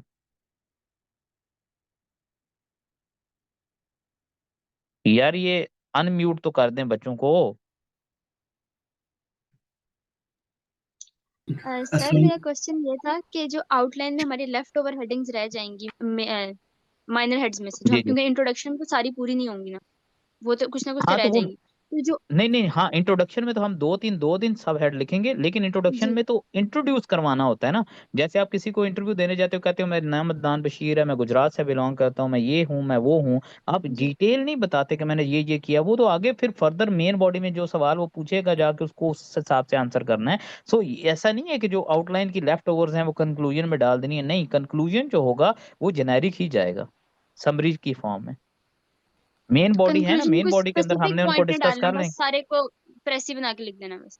Yes, summarise कर देना नारिश। अस्सलाम थैंक यू वालेकुम सर। जी जी। अच्छा सर, वाल मैं आउटलाइंस के बारे में क्वेश्चन पूछना चाह रहा हूँ कि जो आपने सर इंट्रोडक्शन में कहा कि आपने आउटलाइन बनाते हुए स्टार्स क्लैरिटी देनी है, तो सर जी जी। उसको क्योंकि सर मैं कल लेट पहुंचा था आउटलाइंस वाले लेक्चर में, तो सर वो भाई स्टार्स कोई बात नहीं, क्लैरिटी आई एम कौन हियर है? For you. Sir thank you very much. Sir वो स्टार्स क्लैरिटी में इंट्रो के नीचे कुछ सब हेडिंग्स देनी है, क्या करना है? प्लीज उसको उस नहीं पॉइंट को दोबारा। कोई सब हेडिंग नहीं देनी, ठीक है? आपने सिंपली जो है उसके नीचे जो है ना वो मेंशन कर देना बस। वो 2-3 लाइंस के हाँ, अंदर कोई अलग से हेडिंग नहीं होगी, इंट्रोडक्शन की हेडिंग के नीचे ही आ जाएगी। चल चलें ठीक है, थैंक। जी जी। सर सर आपने जी बात हदीब। की कि आउटलाइन शुड बी कॉम्प्रिहेंसिव। अब जितना यस। आपने समझाया इसके मुताबिक, तो कॉम्प्रिहेंसिव आउटलाइन का मतलब ये है ना कि हम मेन जो हमारी हेडिंग है, प्राइमरी जो हमारा स्टांस है, उसके अलावा हम सेकेंडरी हेडिंग्स और मेन सॉल्यूशंस और फिर कंक्लूजन की तरफ जाएं। इसका मतलब ये जी तो जी नहीं जी। कि हम इन पॉइंट से भर दें। नहीं नहीं, इस कॉम्प्रिहेंसिव का मतलब है लॉजिकल कॉम्प्रिहेंसिव, इलॉजिकल कॉम्प्रिहेंसिव नहीं है। और सर और ये जो उसमें केस हाँ, इन ये पॉइंट। सेकेंडरी जी हेड्स जी। ऐड होंगे। जी जी। जी जी। और सर ये जो हम केस इन पॉइंट्स ऐड करते हैं या एग्जांपल ऐड करते हैं, ये जरूरी तो नहीं है कि हम ऐड करें, क्योंकि टाइम ही नहीं होता इतना। मैंने तो हदीजा पहले भी बताया कि बच्चे ये नहीं करनी। अगर आप करनी जी है तो सर। फिर बैलेंस्ड अंडरस्टैंडिंग समझें पहले केस इन पॉइंट क्या है, फिर मेंशन करें और हर सब जी हेड जी। के साथ मेंशन करें, वो तो sir which is possible almost ही नहीं ऑलमोस्ट। है जैसे। हाँ जी हाँ, जी। तो फिर जरूरत ही नहीं है। मैं इसीलिए तो कहता हूँ कि हमने ऐसे इतना आसान है कि टोटल आप 3-4 लेक्चर के अंदर आप ऐसे समझ सकते हो। फिर हमने यस ये सर। कंफ्यूजन्स क्यों क्रिएट की हुई हैं, क्योंकि हमने 3-3 महीने का सेशन चलाना है। तो इसलिए जितनी डेविएंस, जितनी कंफ्यूजन होगी उतना आप इंटैक्ट रहोगे। ये सारी की सारी जो जिद्दतें लेकर आई गई हैं ऐसे के अंदर, अंग्रेजी के जी टीचरों की सर। मरहूने मिन्नत, ये कंफ्यूज करती हैं, क्लैरिटी नहीं सर देती यकीन इतना करें, आज आसानी के लग रहा साथ। है कि ऐसे इजी है, आज लग रहा है इतनी जर्नी के बाद कि ऐसे वाकई बिजी है। थैंक यू बस जी, वेरी मच आपका सर। शुक्रिया, बहुत शुक्रिया जी। जी यानी तो सर स्टांस क्लैरिटी में मैंने पूछना था आपसे। जी जी। सर आपने ये कि सर हमें हर टॉपिक में स्टांस लेना होता है क्लियर, लाइक कुछ टॉपिक्स होते हैं सर जिसमें मिडिल स्टांस भी लेना होता है, आपने ये नहीं ले सकते हम। मेरी बात सुन लो शहरयार। Yes sir. स्टांस का मतलब ये नहीं है कि आपने टॉपिक पे अपना स्टांस लेना है। स्टांस का मतलब है टॉपिक को क्लैरिटी देनी है। ठीक है सर। हाँ लाइक सर ये टॉपिक था जैसे our education system must assume some of responsibilities of our national failure. अब हम इसमें बिल्कुल ठीक है। अगर इस स्टांस पे भी जा सकते हैं कि like true our education system is responsible but this deeply flawed education system can be reformed. नहीं तो ये की बात हुई ना, रिस्पॉन्सिबिलिटी तो आपने एजुकेशन पे डाल दी है ना। ठीक है सर, लेकिन मैंने उसको मैं थोड़ा सा एक मॉडरेट व्यू पे ले गया हूँ कि इसके रिफॉर्म किया जा सकता है। मैं सिर्फ ये नहीं लिखा मैंने कि सिर्फ एजुकेशन सिस्टम ही रिस्पॉन्सिबल है, तो मैं इसमें बाकी नहीं फैक्टर्स तो भी वो अगर तो सोल्यूशन में वो तो आना ही आना है, क्योंकि हमारा सारी जिम्मेदारी उस पर डाली है, तो डेफिनेटली उसको आउटकम करने के लिए, उसको काउंटर करने के लिए तो हम कहेंगे रिफॉर्म चाहिए। तो वो नेचुरल फ्लो है, उसके अंदर आएगा ही आएगा। मॉडरेट व्यू ठीक है नहीं है, sir, this is bound to happen. ठीक है सर, ये तो सॉल्यूशन ओरिएंटेड होगी ना कि मैं सॉल्यूशन दे रहा हूँ। और हाँ अगर जी। सर इसी स्टांस में मैं ये कर दूं कि एजुकेशन के अलावा और भी फैक्टर्स हैं वो इसके लिए लाइक वो ज्यादा नेशनल फेलियर्स के लिए वो इंपॉर्टेंट, नहीं फिर कर डबल सकते, नहीं वो नहीं कर सकते। वो नहीं कर सकते। ठीक है सर। और दूसरा नहीं सर, स्टांस के अंदर हमने तीनों चीजें स्टांस में मेंशन किया करें कि जो हमने सॉल्यूशंस भी देने हैं और जो नहीं नहीं, फैक्टर्स वो बन जाता है थीसिस स्टेटमेंट। टॉपिक को देखना है, क्या टॉपिक ने, जैसे अगर आपके पास टॉपिक आ जाता है global warming causes impacts and way forward, so ये अब आप इसकी जो बनेगी आपकी जो स्टांस क्लैरिटी, उसके अंदर कॉज भी एक दो इम्पैक्ट, एक दो वे फॉरवर्ड बताओगे। लेकिन अगर आपके पास टॉपिक आ जाता है global warming has become a global boiling, तो आपने सिर्फ और सिर्फ दो तीन पॉइंट्स के थ्रू ये समझाना है कि कैसे ग्लोबल वार्मिंग ग्लोबल बॉइलिंग बन गया। ये नहीं बताना कि इसकी वजह से इम्पैक्ट क्या है और सोल्यूशन क्या है। ये तो फिर थीसिस स्टेटमेंट हो जाएगी ना, कि जिसके अंदर complete code of conduct reflect हो मेन बॉडी का। एग्जैक्टली सर, मतलब अगर global warming is a myth है तो मैं सिर्फ मिथ्स की दो तीन बातें करूंगा और कोई बातें नहीं यस करूंगा सॉल्यूशन। यस यार, ठीक दिस है सर। गिव्स सर मी दूसरा happiness when you get the clarity. I do like it, the only thing that जो है ना मेक्स मी हैप्पी। अच्छा। Sir thank you so much sir, अभी आप समझ आ रही है सर। और आउटलाइन के अंदर सर हम ये फैक्टर्स डायरेक्ट दे दिए करें या हेडिंग्स दिए करें, political factors, economic factors, social factors? No, आप डायरेक्ट फैक्टर्स मेंशन कर दें, वो ज्यादा सूटेबल होता है। लेकिन अगर आप चाहते हैं कि आप सेग्रीगेट करके पॉलिटिकल, इकोनॉमिक और सोशल अलग अलग से मेंशन करना चाहते हैं, you can go with that as well, कोई मसला नहीं है। लेकिन उसका ये मतलब नहीं है कि अगर आपने पॉलिटिकल मेंशन किया, इकोनॉमिक और सोशल मेंशन किया और उनके नीचे फिर दो तीन पॉलिटिकल नहीं मेंशन किए, दो तीन सोशल नहीं मेंशन किए, जस्ट टैगिंग नहीं करनी। This is the most hated and dislike thing. ठीक है सर, हम हेडिंग ना दें तो अगर पहले पॉलिटिकल देने हैं तो पहले दो तीन पॉलिटिकल ही दें। Yes yes yes yes. ठीक है सर। और सर इसमें ऑर्गेनाइजेशन कैसे करें आउटलाइन में? फॉर एग्जांपल कुछ चीजें होती हैं वो ऑर्गेनाइज्ड होती हैं, अगर मैं हाँ जी। मेंशन कर रहा हूँ सर इसके अंदर मिस के अंदर या कॉजेज के अंदर, तो मैं पहले